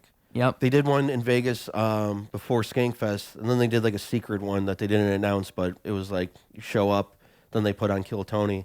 But the one that they did in Vegas, I signed up for it. None of us got picked, but afterwards, people were walking out. We're like, "How was it?" They're like, "Oh, it was terrible. All the comics sucked. Like, oh, they had so and so come out, and like he was okay." And I was just like, it's an open mic. These people are like waiting. We're waiting around in a corner of a bar for an hour and a half, waiting for somebody to come out and be like, number 134, 128, you're next. And then you're like, shit, I have a minute. What am I going to do? Should I do 3 quick jokes? Should I do 1 long one? What am I going to talk about in the interview? Like, people get nerve-wracked. Like, a lot of Chicago comics have been on there. They've done decent. Some have bombed. But it's an open mic. You're going to bomb. But all the fucking comments are like, oh, this person sucks. They should quit. Oh, my God, stupid bitch, this and that. Like, it's like, you get up there and do it, dude. Exactly. Like, when I was in Austin, I signed up to do it. I was talking to one guy who works for the trains or something, so he only gets, like, every couple months off, and then he'll drive down to Austin to try to get on Kill Tony, and I'm like, oh, that's cool. And I'm like, how many times have you done this? He's like, oh, I signed up about, like, 8 times over, like, the last couple of years. I'm like, what are you doing, dude? I'm like, sign up once or twice if you've never done comedy. Maybe you'll get on. Then that's your story of, like, my first open mic was this. Then you can come back and hopefully be better. But I'm like, you're wasting all this time. Because you could just be doing other You can be open putting the mics. work in. Yeah. Yeah, and actually improving. So that way when you do, because the thing is, you know, it's gotten so big, like you said, a glorified open mic, to the point where people look at that as, oh, that's going to be my launching board. That's going to be it. But, okay, so wouldn't you rather that launching board be... There's a lot of Chicago comics, like, when I first started, I'm like, oh, this guy was on Kill Tony, and I'm like, this guy was on this big platform, this and that. And then, like, met him, talked to him, and talked to a few comics that have been on, and I'm like, oh, they're still coming to open mics. They're still doing regular shows. Like, they're like, yeah, I got a couple more followers, but I'm still at this open mic, not getting paid, putting the work in, hanging out with you guys. Yeah. Like, it's just a bump. That's all it really is. Unless you fit into like their category of a regular that like somebody crazy. Really, all you need is a disability. Yeah. I had Wiley J on here. Yeah. And I was telling, because he got Parkinson's. I was like, dude, you need to do Kill Tony. Yeah. I guarantee you will become a regular. Oh yeah. And he was like, yeah, people have been telling me that. I'm like, yeah, I know they have. You need to have some story, like, because everybody, Austin, it's cool what they're doing, but it's just so oversaturated. Yep. Yeah. Yep. I mean, everywhere there's a big scene. Like, Chicago's got a great big scene. What I've been talking to like a lot of comics is we're all trying to work on this shit. We all need to work together. We have the resources. What you're doing is awesome. I'm praising you, dude. Like, thank you, man. You got your podcast. You're constantly putting shit out. People want to do it. You're opening the door for these people. Like, I met you once or twice. I knew you did the podcast right away. You're like, hey, I do a podcast. Hit me up.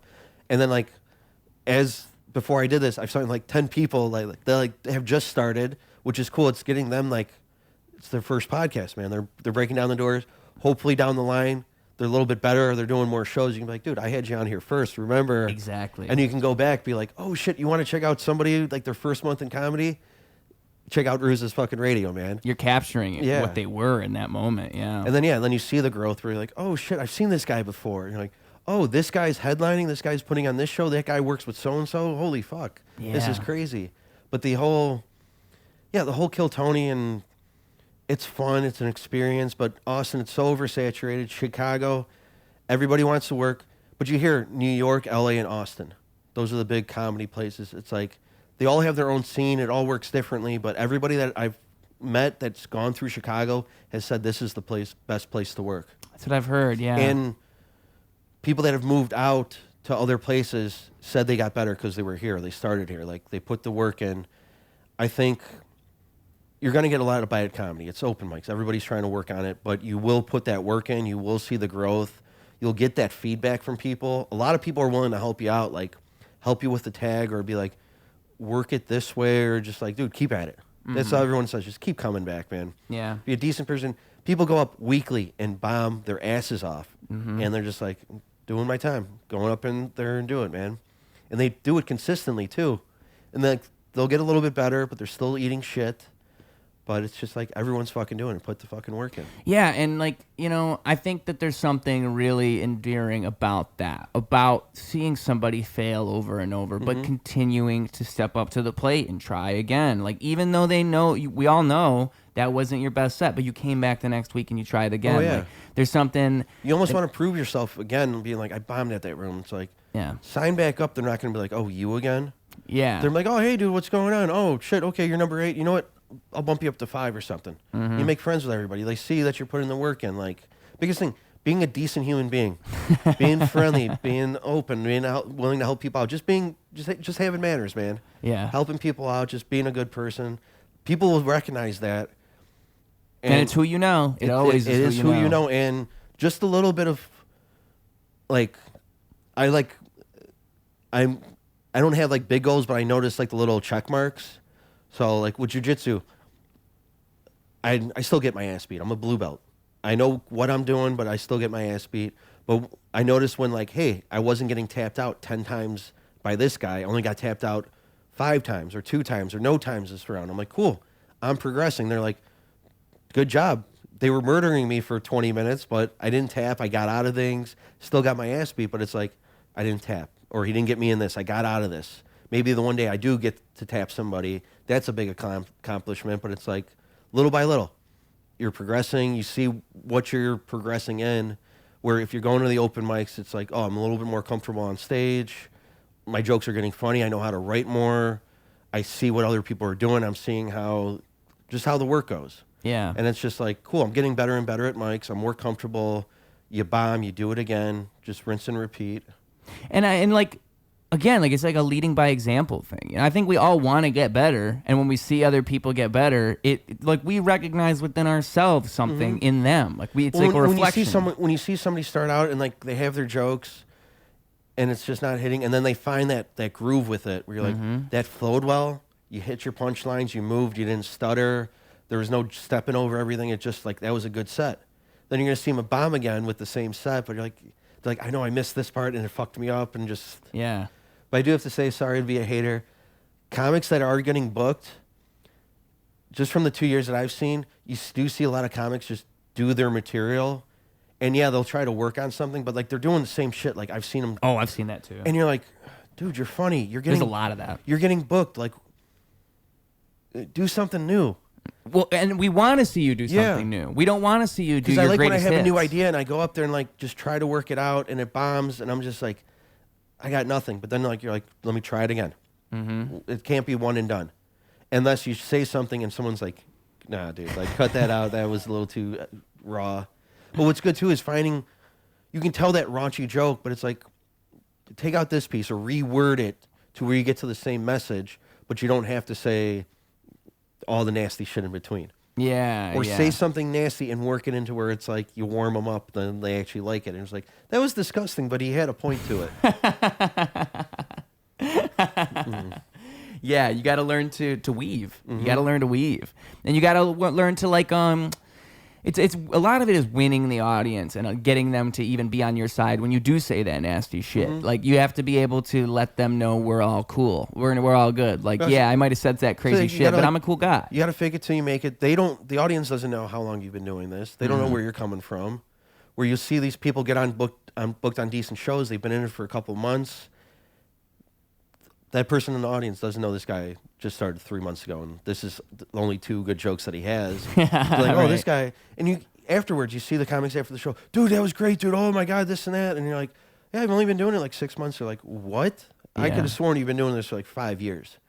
And you're like, no, trust me, 5 years, hopefully it's all polished and a lot better. But thanks for coming out. Thanks for laughing. Even then, like sometimes 5 years, you're still not there. Sometimes you hit it on your 8th year. Yeah, you hit that plateau like where you're like, okay, I'm not writing, I'm tweaking this. But it's just keep working on the shit that you do have, hone it. You're going to change it up. Because it does get tiresome of being like, here's my joke, here's how it goes. It gets the laugh. Okay, how can I tweak this? How can I bring it in somewhere else? Can I move it in my set list? Can I just rework it or scrap it, but have the same beat to it and just kind of come up with something completely new and be like, oh shit, this works so much better and I'm having fun with this joke. And that's like, when people are doing those jokes you've seen them do over and over, it's satisfying when you see them take it another direction. Like, I've seen you do this 10 times, but you just changed the entire... Well, especially, you see all these comics, you see them at a show, and you can like kind of sit in back and not even listen and be like, and punchline and laugh. Yeah. Bam, here we go. And you're like, cool. But then, when you're like, what? Where's he going? What's going on? Oh, shit. There you go. That's fucking amazing. Yeah. And that's the X factor. Like, that's what makes you stand out is when you kind of... It's like I said at the very beginning here, you kind of have to learn the rules to break them. You have to be able to know what rule you're even breaking. Like, okay, so they're expecting me to do this, but I just went this other direction. Yeah, and that's what really catches people. You'll get some people, like, a lot of feature acts and people that are coming up, like, you'll see them host a show or something, and they're going to have the same jokes, and people don't realize that, like, hey, this is my set, like, I may try to work on something new, but this is my set. This is my job. I got to do my time. Most of these people here have never seen me. 1 or 2 people might have saw me last week. Sorry, these are the same jokes, but this is how it fucking goes, man. Yeah. Because they all think like, oh, this is something new. Oh, he just said this. It's like he's going to say the same shit. He may tweak it a little bit to make it more current or whatever, but you're going to see the same shit over and over again. And even when you do see someone special, you can be like, oh, I saw this guy like 2 years ago, and then on the special, he's doing the jokes, and you're like, oh, well, I saw this. It's like, yeah, but it's more polished. He was working on it. He can't just be like, I have a joke, here it is, it's right, I'm going to put it on the screen, done. It's like, no, he's going to keep working that, he's going to keep building it. Well, that's the whole work- idea. Yeah. That's the whole thing is like it's polishing and it's working at it. That's why they're doing it at those shows is to get it to that special spot. Well, and when comics do make it and they go on tour because they are working the new hour, they'll have the jokes that like are new that they're working on, but they're like, this isn't part of my hour, but like, hey, I can get you laughing. You know me. Let me get you into the groove. But here's what I'm working on. And they're like, it's not polished. Like, I'm still working on this. Don't worry. There's going to be something here, but you guys are seeing what I'm doing. Yeah. This is it, man. And you're harder on yourself than the audience is, for sure. Like Friday, I did the guest spot. They recorded, but I was recording too. And I like listened back, and I'm like, I fucked that up. Oh shit, I could have done this better. I'm like, it wasn't that great. But they're like, dude, you did great. You got the laughs. We want you back. The other comics were like, great job. That was funny as shit. And I'm like, yeah, I was in the moment. I was having a great time. It was a good feeling. Like nobody would like, even if I did bomb, I'm sure they're like, fuck it, dude. You bombed. Whatever. Nobody's like, get the fuck out of here. You're done. And I listened to it the next day. I'm like, oh, fuck. And then I bombed in an open mic. And I'm like, why do I even fucking do this anymore?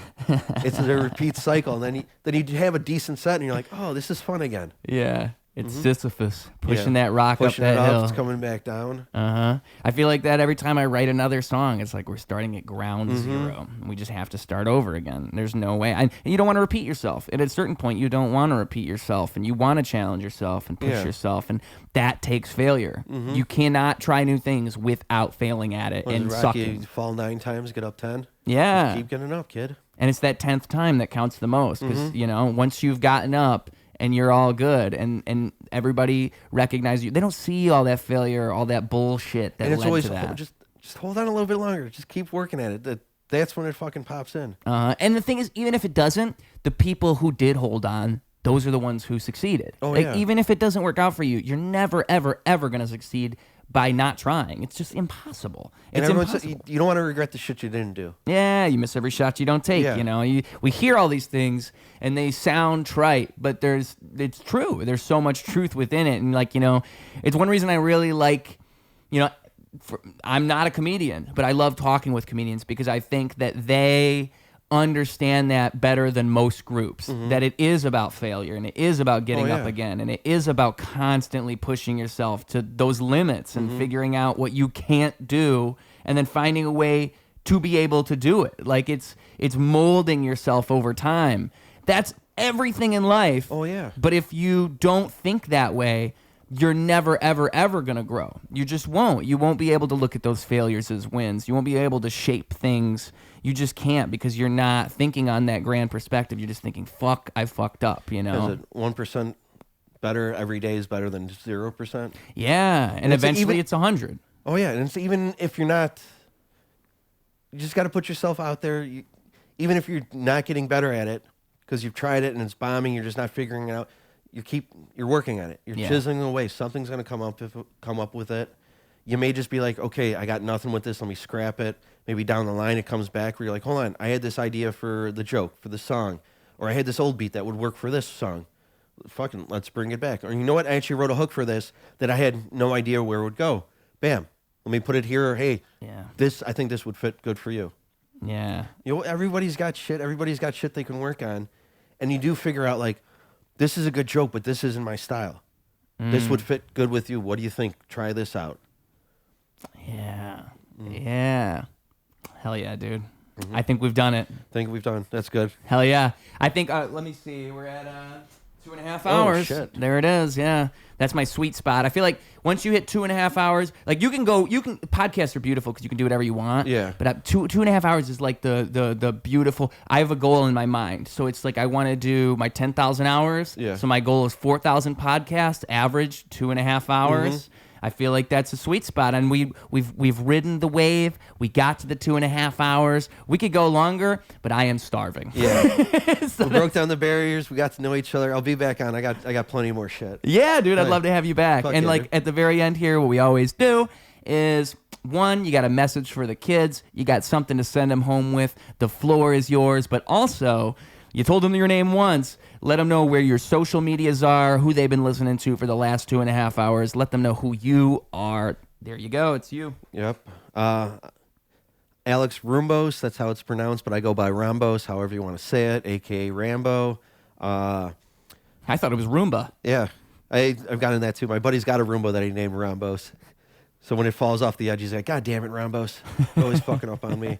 But yeah, Alex Roumbos. You can follow me on Instagram at _it's_Rambo. Just type in and I should pop up. It's Rambo. Comic, producer, all around funny guy. I fix steam rooms and sauna rooms for a living. That's a whole nother story we can get into later. Just follow me, see me around. If you guys need help with anything production-wise, I'm your guy. Trying to get my foot in the door, hopefully trying to make something of this comedy world. Hell yeah. And message to the kids, just fucking do it. That's all you can say. The Shia LaBeouf meme, just do it. Do it! Just do it! Go out there. Don't have regrets of not doing things. Do the fucking shit. If you got an idea, a goal, write it down, put it out there, work at it, search for it, because nobody really is going to come out and scoop you up. Open mics and shit, a lot of people try to make it their own show. It's an open mic. You're working out. This is your training process. It's not like Mr. Netflix is sitting there and you crush your 3 minutes and he's going to take you sign $1 million contract. No, it's going to take years and years. Got to polish it up. Just start doing it because you want to say, I started today, not, one of these days that I started. And you don't even realize, it's so odd to have such a perspective, to be able to look back and realize, like, holy shit, I've come all this way because it's so incremental. You don't really know what you're doing as you're doing it, You don't even realize, and then all of a sudden, you're a completely different person, and it's only through looking back that you can see. So I've been in this for 2 years, already helped a buddy make a movie. I had my own open mic. I've helped with open mics. I started producing shows. Little by little, I'm growing, made tons of new friends. People like I can sort of count on. We're all comics. We're a little lazy. But like just knowing like, hey, you need a host or you need me helping filming things or who needs a ride. Just something to help somebody out. We're all in it together. You make good friends. The shit goes back and forth. It's good karma. You're going to find your way eventually. Yeah. Mm-hmm. Hell yeah, dude. And also, if you're trying to get hot and steamy, I guess this is your guy. I didn't know that. Steam and Sauna King of Chicago, America's Steam Sauna and Spas. Fuck yeah, dude. That's all. We'll save that for podcast number 2. Okay? I got a story about that. I had an accident with all that shit, so wait and see. All right, we're putting that. I'm keeping tabs. Yep. I'm gonna really, because that I want to hear about your steamy mess. I want to hear about how he actually lit a guy on fire. Like, we have no idea. This is what we do. This is where we're hook, line, and sinkering. No, funny enough, I tell everyone I blew myself up. All right. Ooh. Yeah, we'll just leave it at that. And with that being said, folks, Rhodes